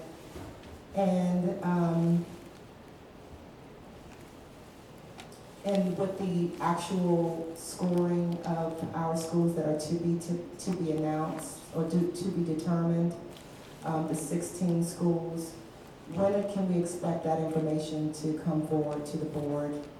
And then lastly, Ginner Park, when are we going to determine when that's going to be reconstitutionalized or denied accreditation? And what has been the growth over a 2-year period? Well, let's start with the last one first. We don't determine that. So you're saying we, The Ginner Park or to be determined, all those are state determined. But do we have a timeline as to the month that they can present that? This month will come out. That's what I wanted, with the time frame. Right, okay, but you said we, and that's not us. No, I was just saying that, just when are you all going to know so that we'll know as a board? Chances are, unfortunately, they release it, you're gonna know almost the same time we do because the press gets it. Yeah, that's true. I just wanted to have a timeline, not that we will all know together, but exactly when we can anticipate that information. And I'll speak about the school progress plan, the SPP. And You asked about when the principals were trained and how that delivered. The principals got a head start in late May of last year. And then in August, during the leadership conference, for the principals, they were also trained. And throughout the time before it was submitted in October, we had ongoing training and we had gave them support to make sure their plans were correct and submitted in a timely fashion. And they had any questions or misconceptions, we also went over that with them today. So what time frame overall did the principals have to prepare with the SBP? Because I'm hearing kind of different things all over the district. It's completed. I know what kind of preparedness, like was it a 3-week period? Was it how frequently? Because I'm hearing that there was not ample time to put those packages together or those plans together. We started in last May, so they had the opportunity to gather information last May. And then those principals who were new got the information in early August during the leadership conference. So they had from August until October. Okay. And it would have been the same time frame if it was a school improvement plan and InStar. It was pretty much the same, would have been the same time frame. Okay. I'll just set up something with you so I can see exactly what they were exposed to so I can address some of the concerns that I'm hearing. Thank you for that part. Mrs. Taylor. I'm doing well yourself. Great. Dr. Jackson, I know you had several questions. I know one of them was asking about the number of students in Algebra 1 and how can we support those. The teachers who are teaching Algebra 1 Part 1 are also qualified to teach the Algebra course, so they're still being supported by Algebra teachers. Okay. And then you had another question. Actually, my concern was that if that was a part of the rationale for them possibly not performing as well as they could have because the number of increased so drastically, then I wanted to know what we had in place to accommodate those additional students that we're saying contributed to the problem. But definitely, those students need more support, so we do have Algebra readiness programs or remediation programs within the schools to help support those students to make sure that they're able to be successful on the test. So then the increased numbers didn't really add to the scores dropping in those areas, like what was it, geometry was 20 points? For sure. I mean, when you increase the number of students taking an assessment like you see here, it definitely attributes to the scores declining. And you wouldn't necessarily know the problem until you get the results also. So you get some information as you're going through it, and then you also find out the result of the assessment, and then get additional support. So it's a continuous cycle, plan, do, act. It just doesn't happen instantaneously. So some you can find out about as you're going through the course, if you're struggling with a teacher with school-based assessments. But you also have, normal research will tell you, you have a large bump and increase in the number of students is not uncommon to take a dip. And now we're also now using that information to inform practices. Because if the school had a large dip in math, then that should probably be one of their focus areas in their math component for their SBP, which also then gets into your action plan for improving it. I guess I was just wondering with the level of the number of assessments that we do from benchmarks and the like, the individual classroom assessments, that I was looking for something more proactive that may have projected what that type of outcome, at least when it comes to something of that degree of decline, that we would have some type of indicators prior to us seeing the reports that we've seen tonight. What you're looking at is students who might otherwise have been placed in a math course that didn't earn them a math credit are now being placed in a course that's going to earn them their math credit, which is Algebra 1, with support. So it's recognized that these students may have challenges with math, but that does not give us, it doesn't make sense to not give them the opportunity to be in the correct class so that they can have an opportunity to earn that math credit. Otherwise, what you have is now you have a 10th grader who has not yet earned a math credit. And now it's going to take him to 11th grade to earn a math credit. And you need to have at least 4 math credits to earn a degree. So we're setting students up for failure when we don't put them in Algebra 1 by 9th grade. And I totally agree with that. I'm just wondering what type of assistance are we putting, what kind of aid are we putting in the setting while it's happening instead of talking about it a year after the fact, right. after we've gone through the coursework. Right, so yes, the ARDT, that's one opportunity, but another opportunity would be something that Armstrong did, and they placed students in Algebra 1 as they should have, but they also placed them in a foundations-like course to give them that additional support. So there are multiple ways that it can be done. Okay. Oh, absolutely. Extended day fund, Title 1, 2, And then lastly, you're doing And following up on that, a part of that algebra readiness program, it actually extends from 5th through 9th grade, but it does have the goal of catching those students who are in danger of failing that Algebra 1 SOL. But what you saw captured in that number that increased were some students who may not have had that rigorous standards of learning based math class for a year. So now we have them back in that pool, and now we know that they're there, and we have a couple of different things that are able to work with them. So the algebra readiness is 5th through 9th grade. Once they go beyond 9th grade, we're using state project graduation funds, where we're able to bring tutors in and work specifically with those students who failed an SOL that's needed for graduation. So that way they're able to get weekly support from students who have excelled. A lot of these students are, the tutors are physics majors and engineering majors who know math very well, and they've spent a lot of time in schools like Armstrong and Huguenot and John Marshall, really just tutoring and working with those students, and we've seen some gains as a result of that. Project graduation is also being used to help with the writing piece that we discussed a few minutes ago, because again, that 5th through 9th grade transition period is where we really focus heavily on writing, because the K-3 is typically about more focusing on getting the students to be able to read. So again, those project graduation funds that we're getting from the state, as well as the Title I support that comes to play, are being used to target those students for interventions. And one thing that we're absolutely doing an increasingly better job of is monitoring those interventions to make sure that once we assign a student, we recognize that you need some help, we see that you're growing throughout the course of the remediation that's being given to you, in addition to several digital supports and tools and programs and things of that nature that are coming to bear to help these children. excellent, thank you for that. I just wanted to just conclude with the comment that I would love to see more of the writing approach in the earlier years. A lot of times I'm going and seeing students being read to, and they're not doing the reading. I think that reading component should happen a lot earlier so that they can get into the reading, to the writing rather, and comprehension levels as they do in a lot of the surrounding counties and private school settings. Absolutely, and another piece of that writing is that we're doing professional development with our staff about writing across the content. So apart when we start to see these issues and these trends in the data, we talk to the teachers.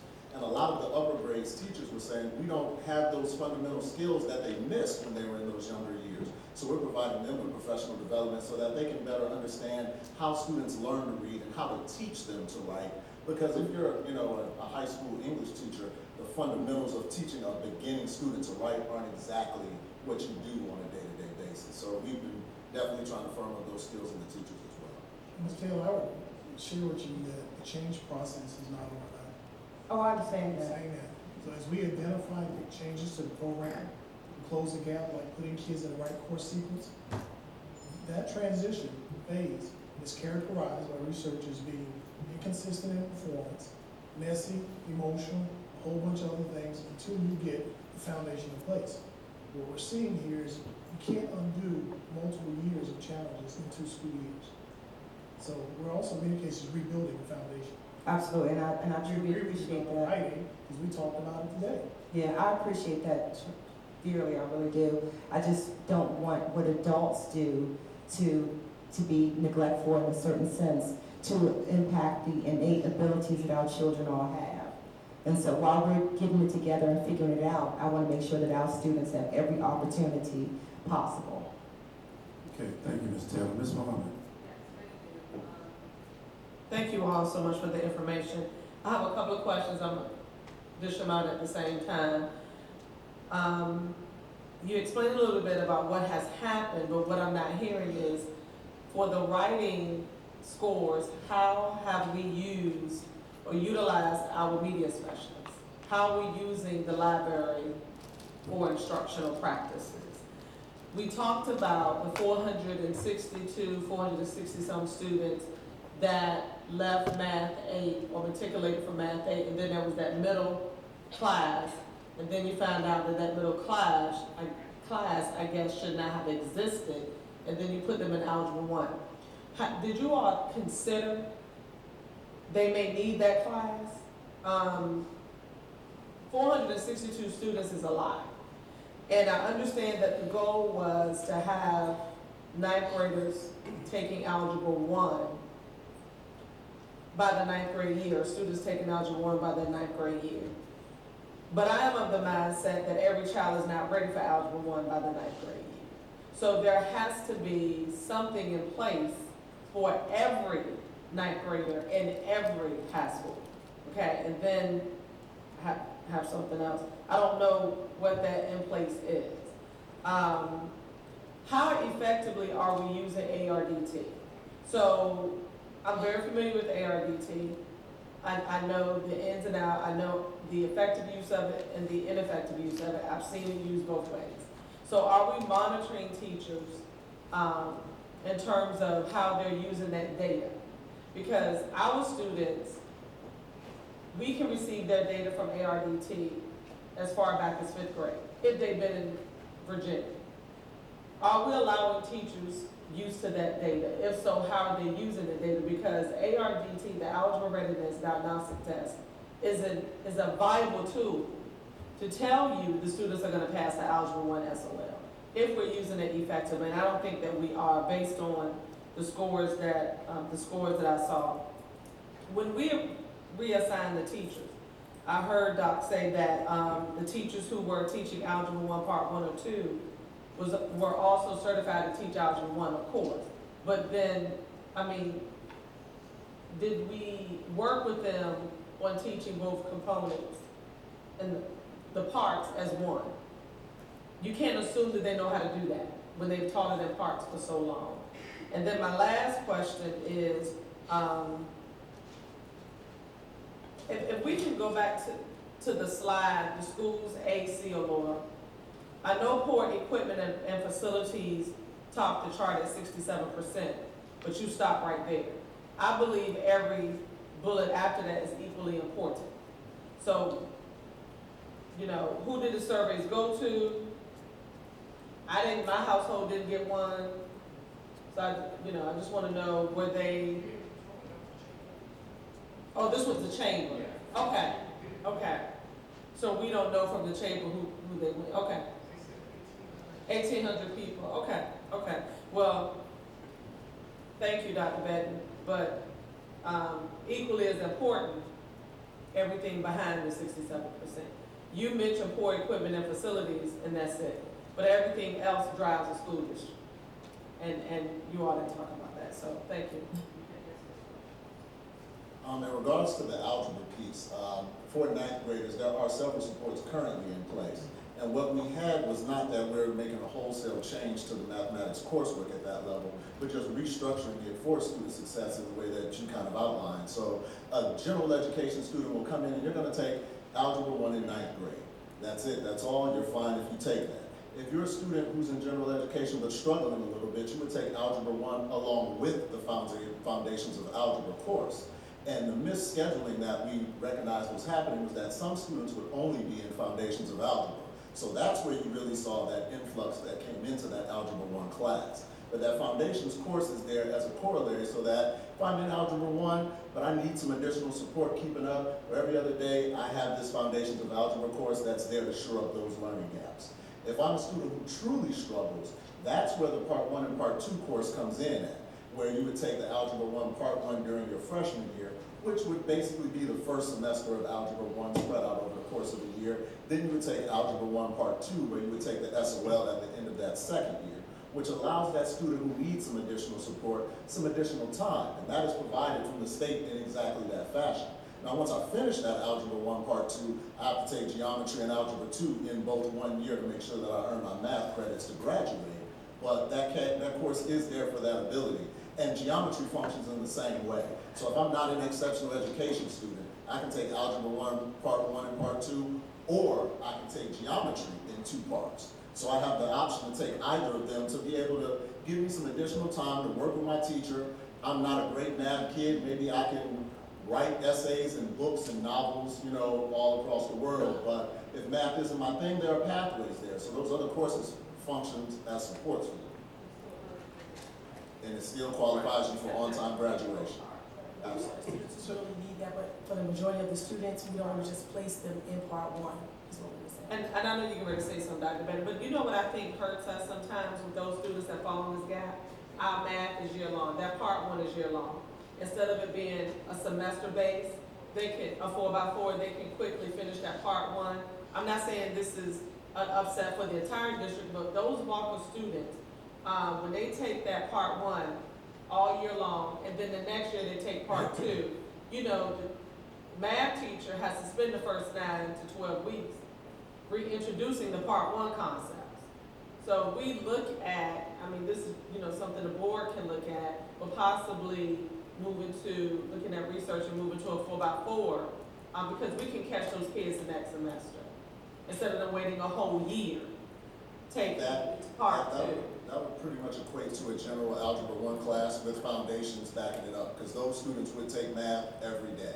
So if I was struggling and you put me in math every day for a year, you may not see the same gains that you would over a 2-year course of study in algebra in that traditional sense. I disagree with that, because I've been in both type of districts. 30 And seconds. I've seen it work, so it's something for us to look at. Absolutely. Thank you, Ms. Muhammad.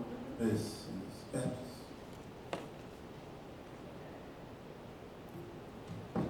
I've got several, so I'll try to be quick.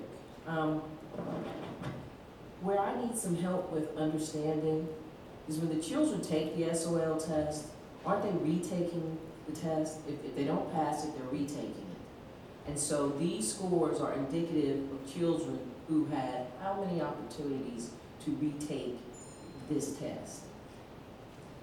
The students can take the test twice if they qualify for it, so they have to make a score between a 375 or higher in order to take the test twice, and not every student that fails gets that opportunity. So why is that? Why That's a state, that's a Virginia that's- rule. That's not our rule. Virginia rule, okay. Okay. Okay. And so, how are we accounting for the students now being placed on, well, no, my thing is, for how long will we put children on the incorrect pathway? While we can't speak to that, that was something that we resolved as soon as we were aware that it was happening. So I don't know when that practice came into play in the school division or what the rationale was at that time. What we have found in some other scenarios, and again, I can't speak to this one with specificity, is that over time, sometimes the state policies have changed and the division has been slow to catch up. But that was something that we all saw and immediately took action on. So that wasn't anything that we allowed to linger or looked at over the course of a year or made any decisions about. We knew that those students needed to be in algebra for the reasons that you've heard my colleagues say as we stood before you this evening. And so we just caught that last year. Well, we've gone through, Mrs. Epps, we've only had 2 full years. Most of those people weren't even around. So last year was the year we made the change, so we only had 1 full year to see it. Because even I walked in the middle of January, and kids are already in it. So we go through a year, we see it, start making corrections, and we continue to find things that we correct, either, like you said, things have changed and we got to expedite the process. But you also know that the system has struggled when you hit the recession. It was gutted, draconian cuts, limited staff, limited resources. So that probably could have slowed the transition to making changes also. But we can only speak to 1 year, and then made the correction what we found after going through a complete school year. But we're on the right path now. Absolutely. As we find additional stuff, we will like the tweaks to world history. Okay. We get them in the right sequence, and then we also find that you don't have to take them sequentially. So we know that one is more of interest we're finding to children, so we're saying to schools, they don't have to take them in sequence. World History 1, they're telling me is, well, World History 1 is probably not very exciting to our children versus World History 2. So schools can put them in that one first, because it's not a prerequisite, that World History 1. Okay. That I appreciate hearing that. Students with disabilities, what percentage, or did you say that and I didn't hear it, of those students are not passing these SOLs? And are they taking an alternative SOL? Well, many of the students, they take the SOL test with accommodations. I don't have that data for you today, but I can get it prepared and send it out to you all. But our special ed students typically take the SOL test with accommodations. Okay, with accommodations. With accommodations. If they qualify. If they qualify. If they They gotta qualify. Yeah. Okay. I'm good with that. I think I'm good with that.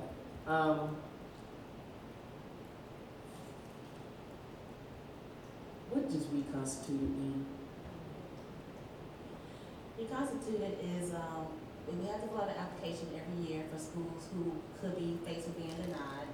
And if they had some kind of reconstitution and they're building a new program or a new staffing or the employees got, they had to have half a new staff reassignment, then they could qualify for reconstitution.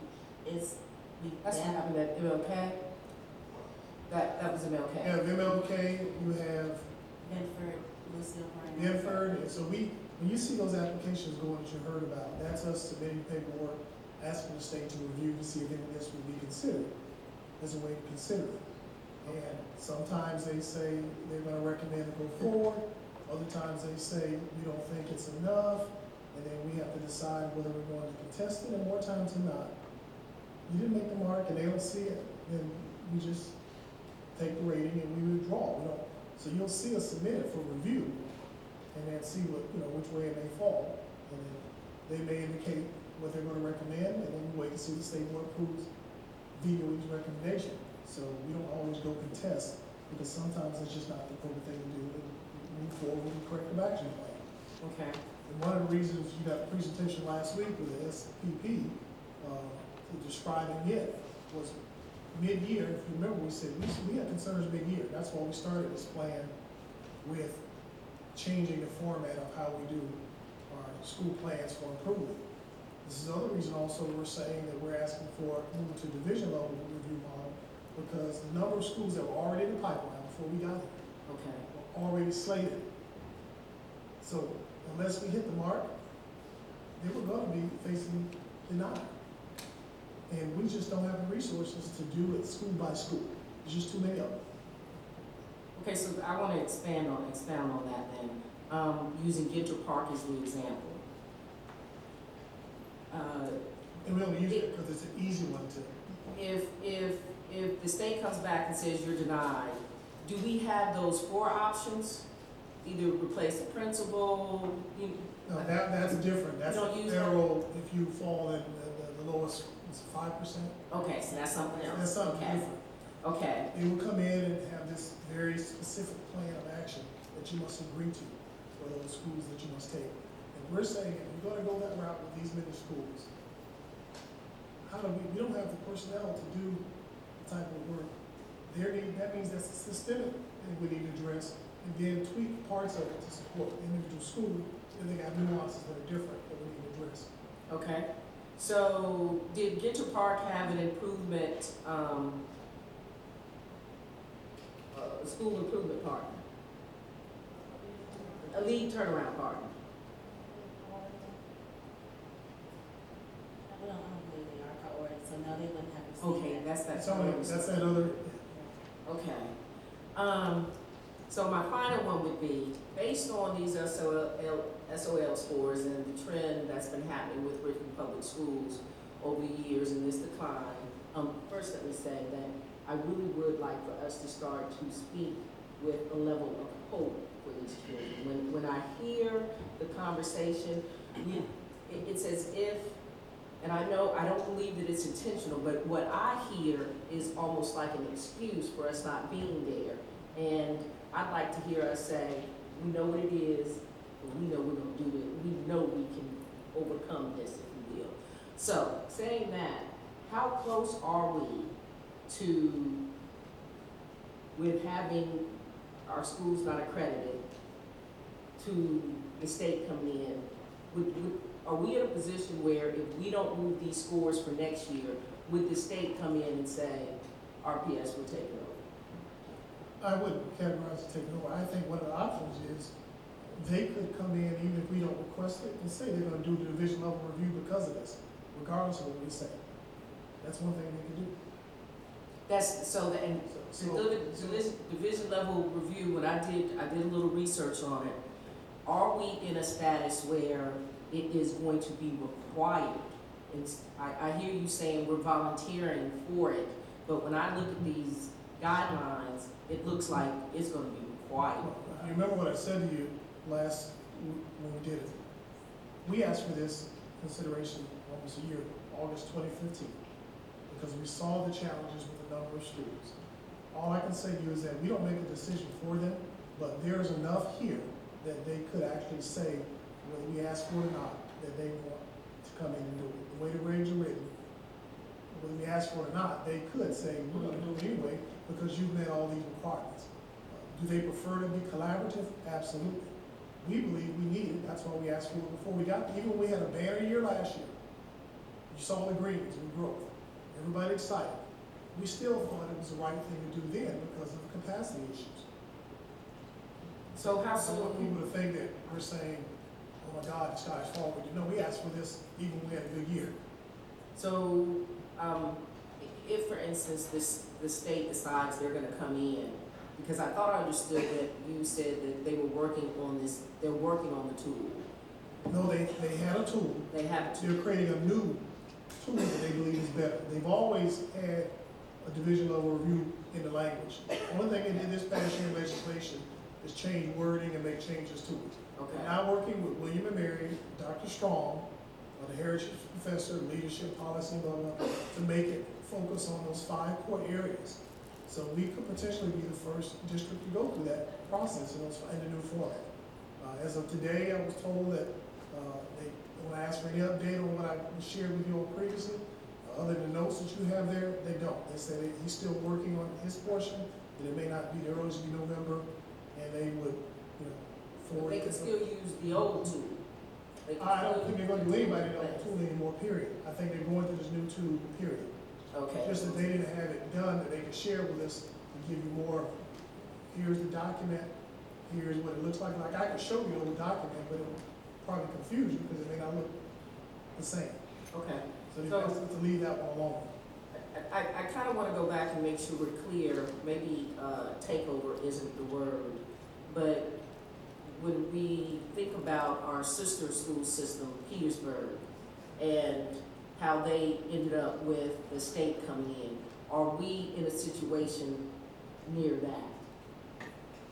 The answer is just what Dr. Benton already said. I mean, they could do that now, but that's not the mindset. They want to be collaborative, as do we.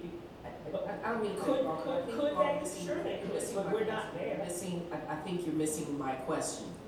Based on this information that you all have provided, that has been provided to us today, what is the standard that VDOE uses that they would come in and say, we need to run your system? So I'm not saying about them. That is the language that I gave you. What I'm saying is, are we there? Could they just come knock on the door and say, hey, y'all? Well, they could. The word is could. The language is what I showed you last week. Could they do it based on a time frame? Could they do it based on these scores? Could we look up in December and the state says, RPS, starting January, we're gonna run your system? Well, first of all, they don't do it just like that. So that's the difficulty. They don't come in and say, we're gonna run your system. If you look at Petersburg or any other district, there's only 2 that they're involved in. They come in and put parameters on how you function, but they don't run it like the way you're saying. They may say they're gonna have someone who provides oversight and checks and balances, is what they do. That they will say before, for instance, in one of the districts, when they go to select a new superintendent, the state has to review it before the board can pick the superintendent. As an example, one of the agreements, before you spend certain dollars, they review it and sign off on it. So they don't run it. They put, for lack of a better term, an on-site monitor. Are we there? Are we there that That's something the you state, have to ask. while Yeah, I know they it's could something do they could do we meet the criteria? You that met the they requirement a year ago. We met it a year ago. If you look at the language is such that what you see on there, it could be done. They get to decide when they decide to do that. Okay. Good. But we were making progress. Any other questions? I have a comment. Step up, Mr. Washington, please. Just step up. I've been here 8 years, and I really appreciated the comments by Ms. Epps. We need to be people of hope about our kids. But this is the best presentation I've seen on the SOLs. Understandable graphs. Thank you so much. All right, great. No, I would tell him to step up because I'm going to say something else. I actually, though, felt different than Ms. Ellis, just by the way you guys stood up as a team together. I felt real hopeful that you all were serious about working at this and seeing people standing up for one another. Hey, this is where this goes. This is where I'm encouraged, but I won't be it. That's the reality. And so I'm hoping that you all will be to follow through on what you, I feel like, did a great presentation here tonight. But the follow through is where the rubber hits the road. We get to the point where we can't say, I wasn't here when that, I've heard that. Our kids can't let us adults kid. So I'm hoping you stay here. So whatever results start coming out, it'll be great results, and you can say, hey, I was here when it was bad. Okay, turn the person beside you and say, would you please stay? Tell us how it was. Stay. Okay, thank you very much. Madam Clerk. Oh, hold up, Ms. Larson. I just want to echo what Mr. Coleman's saying, and I thank you for this. And I like the colors on the graph, on the barcode, because it is easy to read. And what I also was hearing from you as you were presenting kind of reminded me, I think when we first started on the board, or maybe right before, when there was a change in leadership, the curriculum wasn't aligned with the SOLs, and we went through a massive change, and it was a huge undertaking. And this kind of feels like the second wave of that. So, you know, now we're going back and we're figuring out where we place children, and maybe it wasn't the right place. And we want to make sure that when they leave here, I mean, we hear stories all the time. You know, so-and-so went on to college and they needed remediation their whole freshman year. And what I hear from you all is you're trying to go back and fix that. And that's not easy work, and it takes time. So I appreciate you doing that, because I think in the end, our system's gonna be stronger and our children are gonna be better prepared, but it's tough work. So thank you. Okay. All right, thank you very much. Our student. You want to hang with us, or are you ready to leave? All right, great. Okay. Madam Clerk.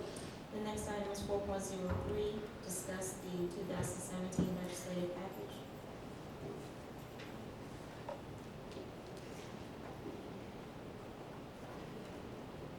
The fact that Chairman is not here tonight, and I didn't have an opportunity to connect with him because he wasn't feeling well. We'll have to move that to the next agenda. The next item is 4.04, receive a report from board members attending the NSBA conference.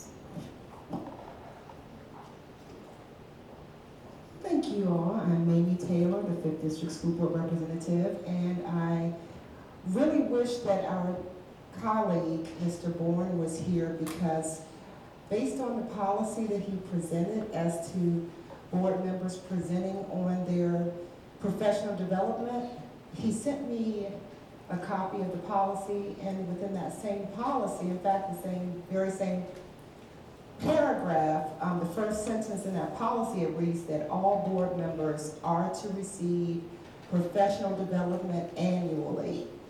And I can speak to only about 4 board members have honored that portion of the policy. Ms. Pinckney Epps, Ms. Shonda Harris-Muhammad, Mr. Don Coleman, and myself having received annual professional development and doing presentations. So there seems to be some intentionality as to continuous placement of myself on the agenda, when I've already made it very clear that I would like to have an ample amount of time to prepare. This is a request for me to present on the NSBA conference, which was held back in March of this year. This is a very busy time of year, and to give me 4 days to prepare for such a presentation is a level of intentionality that I don't appreciate. So I will, in that case, wait until our illustrious colleague is back and feeling better, and we can discuss this topic that we have discussed ad nauseum, to please give me ample notice and consent, get my consent prior to placing me on the agenda. I've actually requested several things to be placed on the agenda to include school uniforms and the like, and those things have not come before us as of yet. So to place this is a level of intentionality, again, that I don't appreciate. So I will remove myself from presenting, and I will wait until our colleague is able to discuss this, and then we'll move from there. Thank you. All right, thank you, Ms. Taylor. Mr. Coleman, before we move forward, may I? Again, just we're wanna on a add- specific topic. Yes. Okay. When we think about presentations, Okay. I just went to the Head Start Policy Council retreat this weekend. Mm-hmm. I'm ready to be placed on the agenda. Okay, great, thank you. Duly note that, Madam Clerk, that, okay. Excuse me.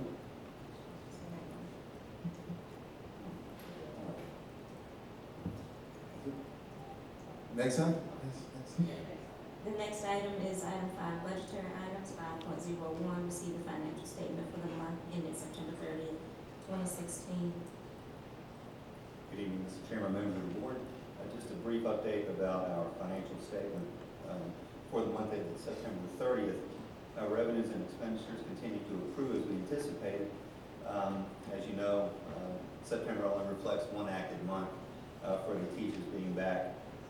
We are, just as a side note, approaching the end of our fiscal 16 audit period. We're pleased with our progress there. We've made a lot of progress with the city. We're happy that our relationship with the city administration seems to be in pretty good shape. We do still have in the current year, though, something that we hope with some of the stopgap measures we put in place, particularly the salary scale enhancements that the board approved. We'd like to see that some more of our full-time positions are staffed, and we don't continue to have the non-contractual dollars being spent.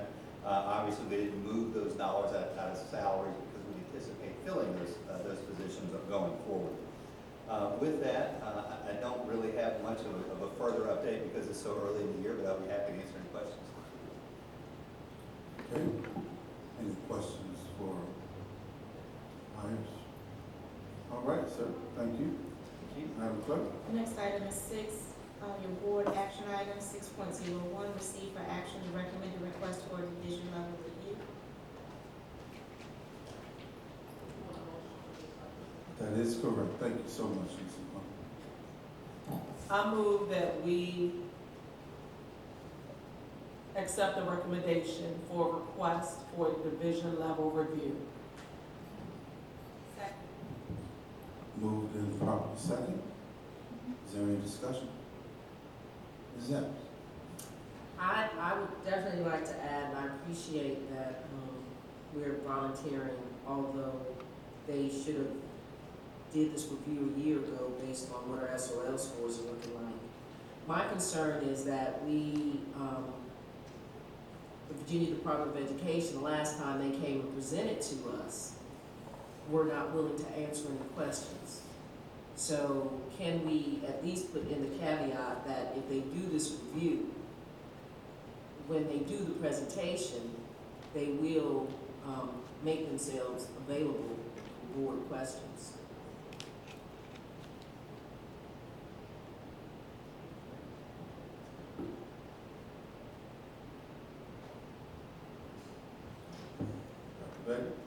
So my comment to that is I'm not sure that the division level review is something mandated by state code, and I'm not sure it requires them to come present other than to provide you with the findings of their document.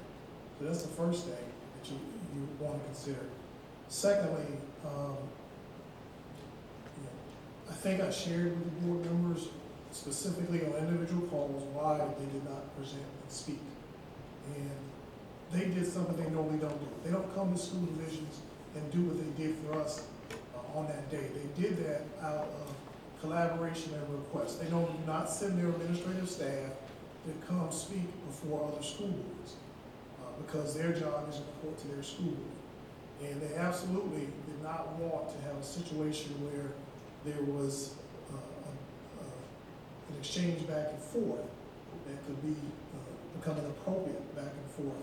Thus, why our staff was asked to answer questions, and if they couldn't, they would assist them in answering the questions.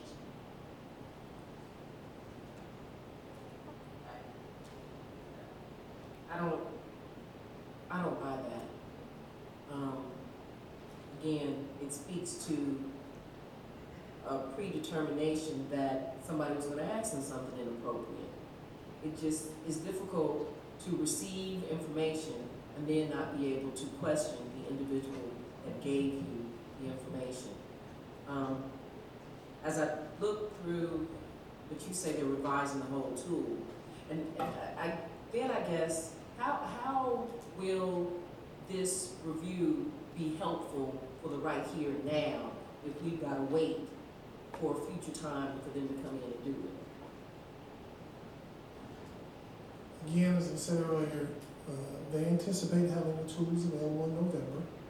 If they started the review, I suspect it will probably happen in December or January when they begin to do the review. In the notes, I think on the board docs, it says probably 6 to 8 weeks to do the review. So it would inform stuff for the next school year. And given that we have not updated or revised your strategic plan in the district, the AIP is a piecemeal based on the funding that we have received, so we modified it. I think having a focused plan that becomes a comprehensive plan, as the language says, that also then would help focus the resources from the feds in the state that we receive, which would be a combination of your SIG money, any other allowable federal funds. The review is no cost to the district. They do it at no cost. They absorb all the costs to do it. And I think this board has shown a willingness to say, we welcome other people looking at us and seeing how we're doing or not doing and what we need to work on. I also think it would actually provide some very clear, specific expectations of things that need to be worked on and what the outcomes should be. So that would be very helpful, I will believe. Any other discussion? Ms. Larson. My concern about adding something to it about DOE asking questions is that we cannot force DOE to do anything. We are making a request that they do a division level review, and we're doing that in collaboration with them, and then they're gonna share the findings with us. We don't know the specifics about how that information is gonna be presented. My hope is that we receive the information in time for the budget season, something that I mentioned last time we discussed this, so that if there's any cost associated with recommendations that they're making, that it can be folded into that process. So the important thing that I see in this is that we expedite the request so that we get the information back before budget process, and hope that it's a collaboration and that we're able to have a dialogue. But I wouldn't want to not move forward because of the nuances of the language.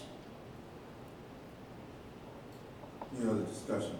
Will they be able to get this information to us back before budget? We're in budget discussions now. Will they be able to get it back such that in your superintendent estimate of needs, we would be able to include any dollars?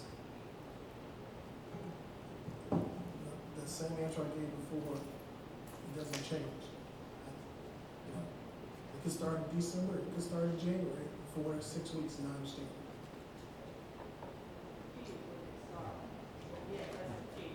I'm sorry, Mr. Vice Chairman, this is my turn.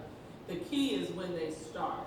I think the leadership can submit the request, and Dr. Benton can correct me if I'm wrong. We can submit the request, but they may not review the request until the middle, end of November. It's their time frame. That's the only challenge with this, getting this in. I am very hopeful that it will be in before the end of our budget cycle that we're in right now. But I don't foresee, to be very honest, professionally honest, I don't see it coming in before December 1st. Thank you, Ms. Muhammad. Any other discussion? Ms. Taylor? Thank you. I just wanted to add that I hear Ms. Larson's statement that we can't tell the VDOE what to do, but I think if we're actually working with a spirit of collaboration and cooperation, and you can clearly see that there are 3 board members over here who are making the request to at least put in the ask. I think that at the very least you can present that we don't want to have something similar to the discussion about special education, and that we would very much like it to be placed on the table as an option to have a discussion about what the results of their findings are. So if you or Mr. Bourne or Dr. Bedden can at least say that that's something that the board desires, then at least put it on the table and let them tell us no. Thank you. All right, thank you, Ms. Taylor. Any other discussion? Yes, I just, I appreciate Ms. Taylor, thank you, Mr. Vice Chairman. If they would not receive dialogue from us, as a board member, I would like to receive it from somebody on the leadership team. So, to explain, because we don't normally see those type of reviews, so we can't assume that each of us are gonna know what the review entails. So if someone can walk us through line item by line, because this is a lot of information there, thick, and depends on, what they release to us. We're really gonna have to have a walkthrough, and I think that's beneficial for all of us.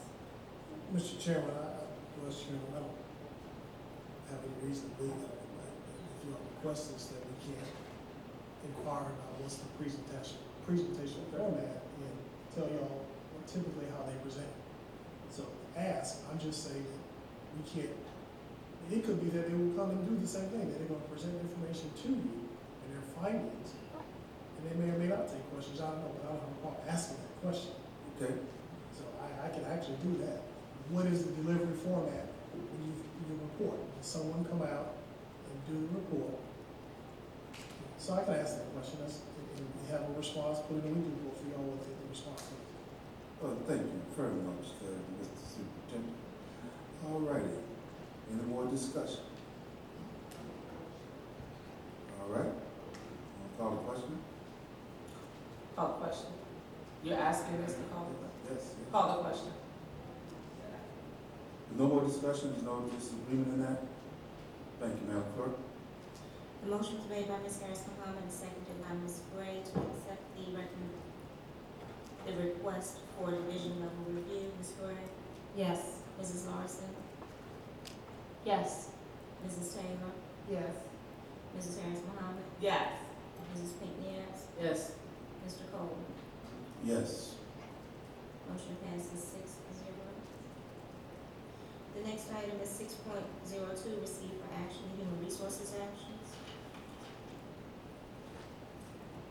Good evening, Mr. Vice Chair, Dr. Bennett, and board members. The HR actions for approval for this evening are the nomination of 17 employees, the change of contracts of 48 employees, and the transfer of 10 employees.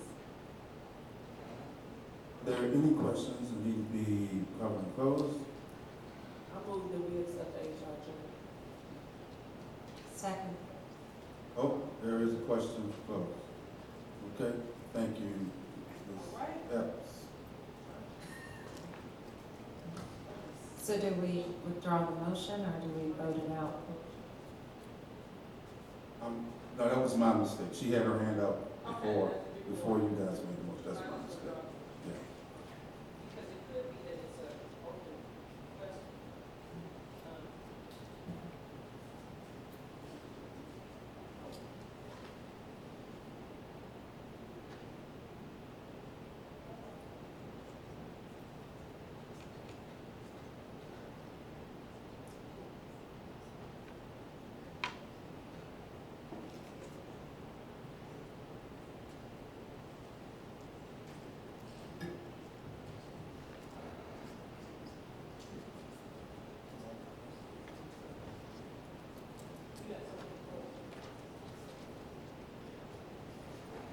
Okay, clerk? The next item is 6.03, receive for action school board travel and district activity request. I only have one request this evening, and that is for Mrs. Harris Muhammad to attend the VSBA conference in Williamsburg, the annual conference. So moved. So moved in second, any discussion? Madam Clerk? I'm sorry, I didn't hear who seconded. I thought so, thank you.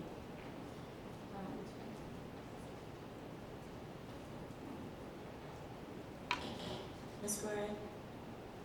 Yes. Ms. Larson? Mrs. Taylor? Yes. Mrs. Harris Muhammad? Yes. Mrs. Pink Nance? Mr. Cole? Yes. Motion passes 6-0. The next item is 6.04, receive for action budget transfers. Good evening again, Mr. Chairman, members of the board. There are no budget transfers before you tonight that require your approval. All of these are under your threshold, but I'm certainly happy to answer any questions if you have any. There is one. Sorry, you may have one that I don't have.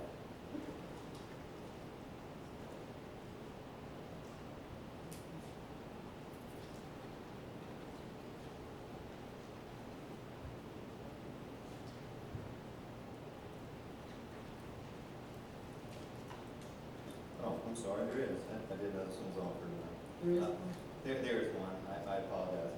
It's a transfer to pay for school board legal services. And this actually gives a good opportunity to share with the board what we are doing this year, which is a little bit different. Since we're early in the year, we are making some budget transfers.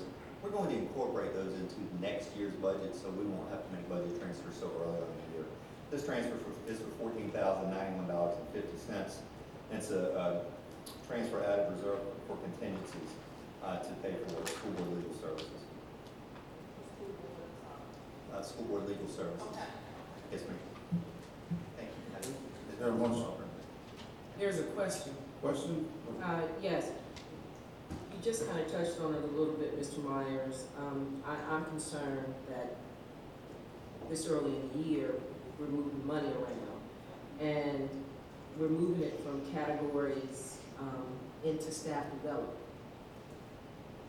We didn't know in advance that we were gonna do staff development, and, I mean, you know, why wasn't that budgeted for? Because that's kind of like one of those standing things that we do, and we're moving it out of materials and supplies, and so then what's gonna happen at the end of the year when we need that money for materials and supplies?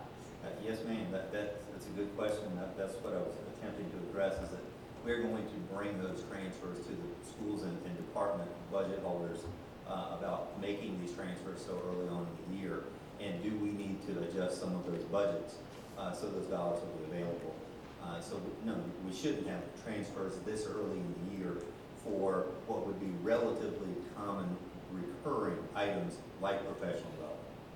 So I recall the last meeting, you were talking about how you were gonna go meet with the departments and talk about their budgets. Will there be an opportunity for the board to see that breakdown of the budgets prior to it being made part of the superintendent's statement of needs? So for instance, are you talking to the principals and they have been given an opportunity to put forward a budget? Could we get access to that? Of course you can. Okay. Thank you. All right, is there a motion? Question, Ms. Taylor? Thank you. In regard to the $14,091.50 to pay Sands Anderson legal fees associated with the third-party complaint, what's the timeline for those services? What's the actual date of those services? I don't know when those services that were rendered. I'll have to get the legal bill and let you know. Is this the total amount that's due them in its totality? And I don't know that either. I apologize. Is it the most recent services that Sands Anderson has provided us? It's okay, Ms. Taylor. I will try to get some complete information about this particular issue and make sure that the board has access to that. Okay, and the reason why I'm asking, because from the last services that were provided, that conversation ended so abruptly due to chaos that was going on. And I don't feel like that was resolved, so I'm wondering, are we in essence paying services before we concluded that the work has been done? I certainly don't want to answer anything inappropriate. So I'm going to look at our attorney and see if she recommends that I have any other answer, then we'll get you complete information about this and make sure that the board has whatever this particular legal issue is. Okay, I'm just wondering if that's the case, then could we possibly delay this transfer until we have answers on those questions?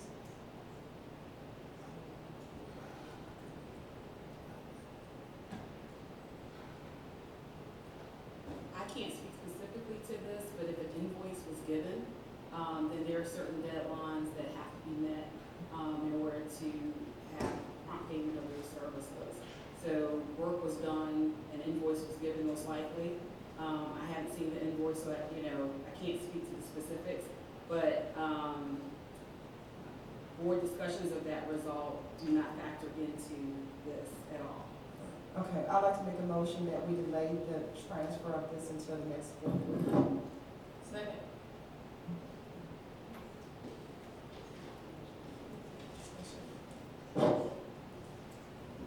To address this specific item, we're not talking about all the budget transfers, right? We're only this one, right? Okay. Any discussion? Ms. Sachs? Mr. Coleman, this, the document seems to be signed with the signature of October the 3rd. So I'd like to think that possibly we are within that 30-day window and we could defer this to our next meeting. Okay, hold on 1 second here.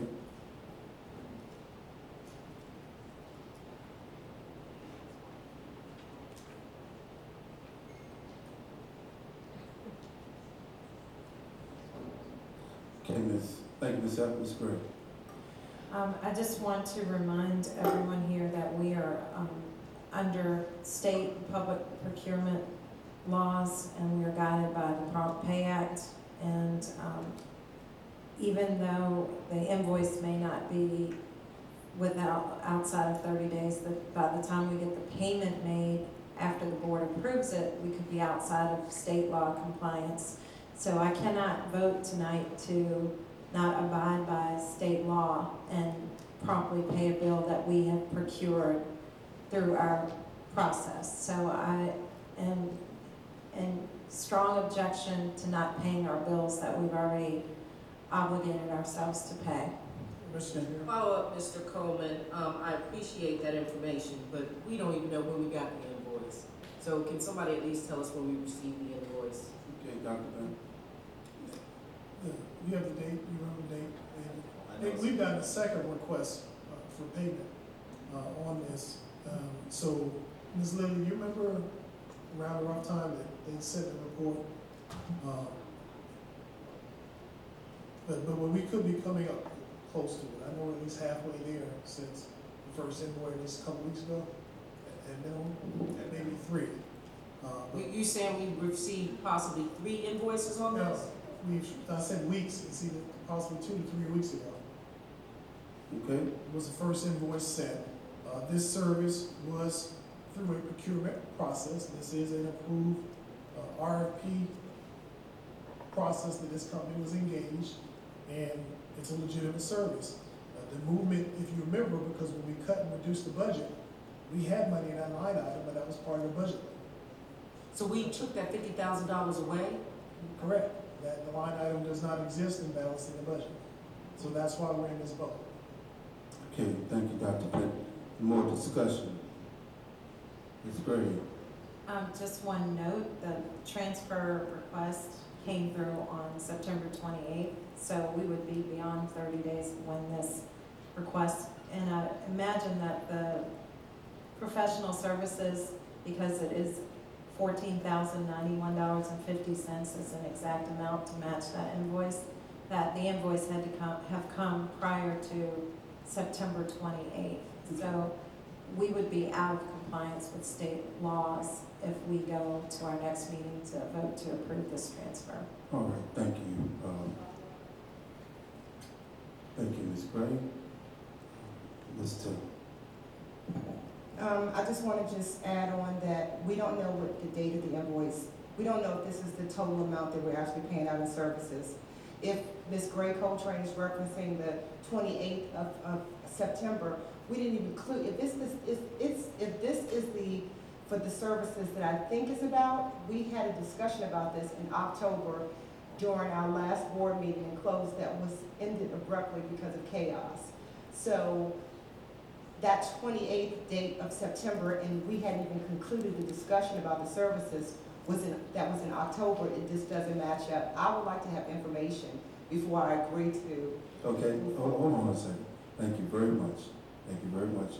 Mr. Myers has agreed to give information. Ms.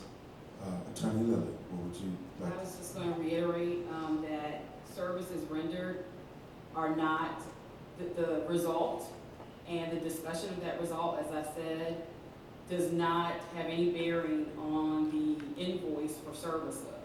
So the services, as I'm speaking, the services were rendered regardless of the result and regardless of the board's discussion of that result. And so the invoice would stand.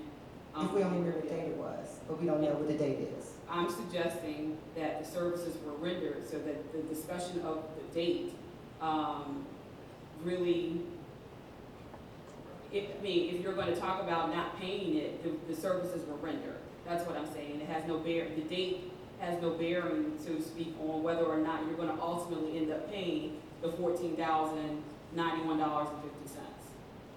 because the services were rendered. But how accurately is my concern? As I said, the findings and your opinion of the findings has no bearing on the result of, on the amount of legal fees that are amassed during an investigation. To me, it's more about transparency and spending tax dollars that people contribute. So that's my concern, transparency. Thank you, Ms. Taylor. Ms. Evans? Just to follow up, when I look through our budget transfers, the ones that we're not voting on, in particular, I'd like to use an example, there was a $500 transfer from the 7th district to the 6th district. That was to purchase school supplies back in August. And according to these documents, it wasn't approved until like September the 22nd, and we've got a final signature of 10/12. So that doesn't apply internally to us. The same process doesn't apply internally as it does for this third-party vendor. That process is just an internal transfer of funds from one of you all to another one of you all, and the paperwork had been submitted, but we had to resubmit it, and so that's why the date is there. The dates are different, but it was approved at a board meeting, right. And that's not a transfer that has to be approved, that is just an internal tracking measure for you. Okay, thank you, Madam Clerk.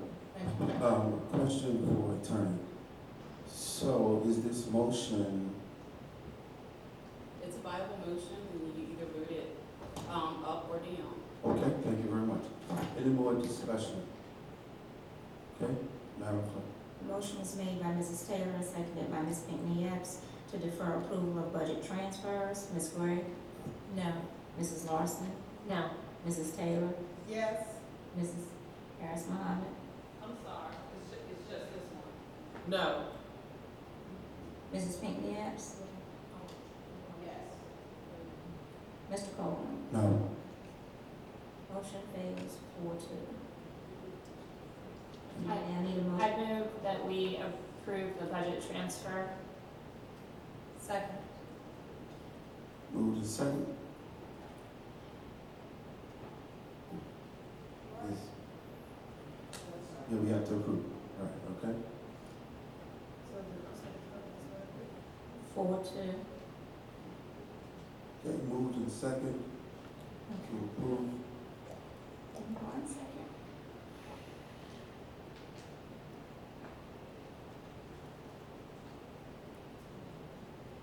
Ms. Gray, Yes. Mrs. Larson, Yes.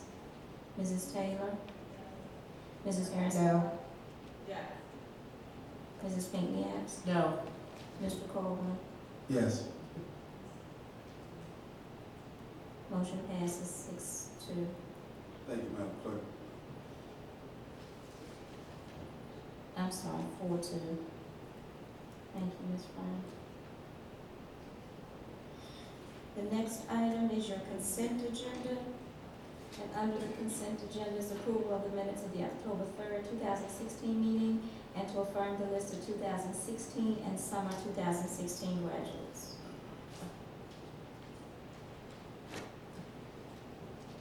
Point of clarification, I didn't understand that. Your consent agenda, there's 2 items under there for approval. The minutes of your October 3rd meeting and the list of the 2016 and summer 2016 graduates needs to be affirmed. Okay. Okay, Ms. Gray? Second. The motion was made by Ms. Larson, seconded by Ms. Gray. Any discussion? Ms. Taylor. I'm sorry, I haven't had a chance to review all of it in depth, the 8 pages, but does this include the deplorable behavior of what happens behind closed doors, specifically, I think this was the one that should have been in detail about a major outburst between Ms. Kimberly Gray, Ms. Harris Muhammad, Dr. Bedham. Does this include that? Ms. Taylor, your statement is at the bottom of the next to the last page, and it carries over to the, it's at the bottom of the last page, so it has been included. Okay, fantastic. Mr. Chairman, there is a portion of that was in open, that was referenced as being enclosed, that is not accurate. It was definitely enclosed, I promise you, it was definitely enclosed. Ms. Taylor. Because the board clerk was actually in. It was definitely enclosed. Okay, Ms. Taylor, Ms. Taylor. I don't want it to be stated as a fact. Okay, so you can, It was definitely enclosed. on this, you can vote it up or down. Absolutely. Any more discussion? Madam Clerk. The motion was made by Ms. Gray, Mrs. Larson, and seconded by Ms. Gray to approve the consent agenda. Ms. Gray? I have a question. Yes. We've already in the voting session portion, and you all never let me speak once we start the vote. We've already entered into the We're already in the vote. Okay. Yes. Thank you. Ms. Larson?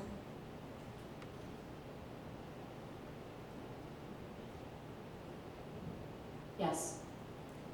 Mrs. Taylor? Yes. Mrs. Harris Muhammad? Mrs. Pinckney Epps? Yes. Mr. Coleman? Yes. Motion passes 6-0. The next item is new business. New business. I have new business. This is great. I'd just like a brief update on the data that came forward on bus travel information and over the speed limit and what we're doing moving forward with that information.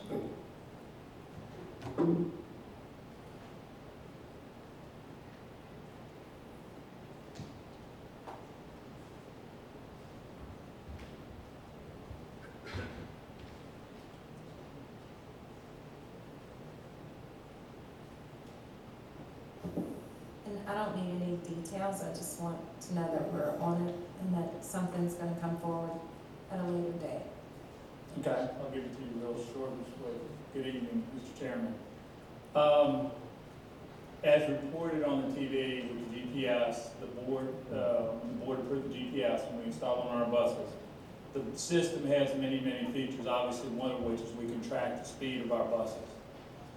At this point in time, from September 6th to October 13th, which is a period of 28 days, we have reported 1,217 speeding incidences.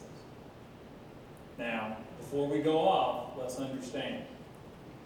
The buses run in that same 28-day period 30,800 routes.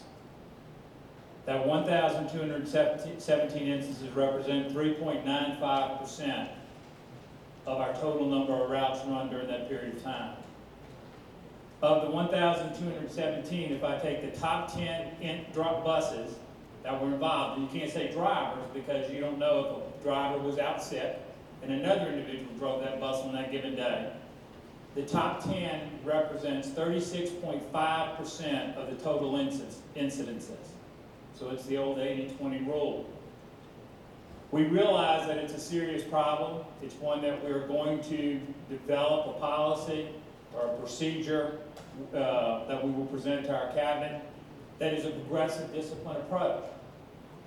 If we were to take immediate action on the 10, which is what some people have recommended or has been discussed, that would impact 120 routes every single day. Those 120 routes will be late every single day. There's no way that we can hire enough drivers and or have the buses. For us to replace a driver, it's a 12-week process. And that's if everything goes well. So if we were to take some kind of reactive action to it, I don't think that would be fair to our employees. This is one we need to do some education, which they've seen it now on the TVs. We need to do our normal progressive discipline process. We'll make recommendations to Dr. Bedden and the rest of the administration regarding that. We're developing that as we speak. And then start to reduce and address the problem. We obviously would say we don't want any speeding instances of any kind. We take any and all of them to be very serious, but it's something that we are addressing. We're addressing very quickly. Thank you, Mr. Krantz. Thank you. Any other new business? Thank you. New business. Ms. Muhammad. Just wanted to share with you all that George Mason is going to have their lunch on Thursday, and Mr. Coleman is going to represent both of us on my behalf because I can't be there. And if Ms. Bowers, if you can take pictures, if you're free, that would be wonderful. So thank you so much. Ms. Tillman. Yes, thank you. This is something that I've had suggestions made several times for this to be placed on the agenda, but again, school uniforms, especially as it relates to the MLK and Elkhart Thompson setting.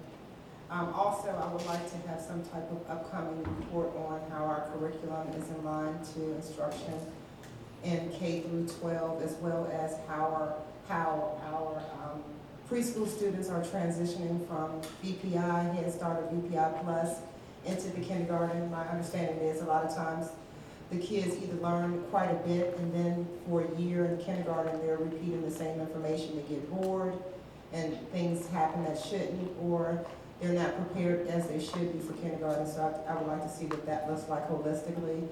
I would like an update on boilers in Summerhill. I know that I've talked to Mr. Krantz ad nauseum about when the boilers are going to be tested, as the weather will be getting cold as it has been a few days in the past. I want to make sure that those babies in the Summerhill building are warm and ready for learning in the winter months. Also, the mold at Elkhart, we all know that Fox had remediation immediately. Elkhart Thompson had a discussion with teachers. To me, that's not the same level of equity. If you're going to remediate for one environment, you should make sure you remediate for all environments and not just a discussion, especially about a matter of mode that we are already aware of. That goes back to information that was brought to us by Kristen Larson. I think it was also published about the mold in the Thompson building prior to the merger. Also, if we could discuss the demolition of the original Elkhart, that was a part of the explanation, as to why we may not be expediting what's happening in Thompson, because we're preparing to build a new school, but we haven't even begun to start the actual demolition, which we already have the funds in place for. So if we can get a timeline with directives as to when that project will be completed. And also, as a point of announcement, please look out, because we're going to have the father-daughter, mother-son dances in both the John B. Carey 5th District and Swansboro 5th District, and that should be coming up in November. So that's something that we can look forward to before the holidays. And that'll do it for me. Thank you. Thank you. And more new business. Madam Clerk. The next item is closed. We may move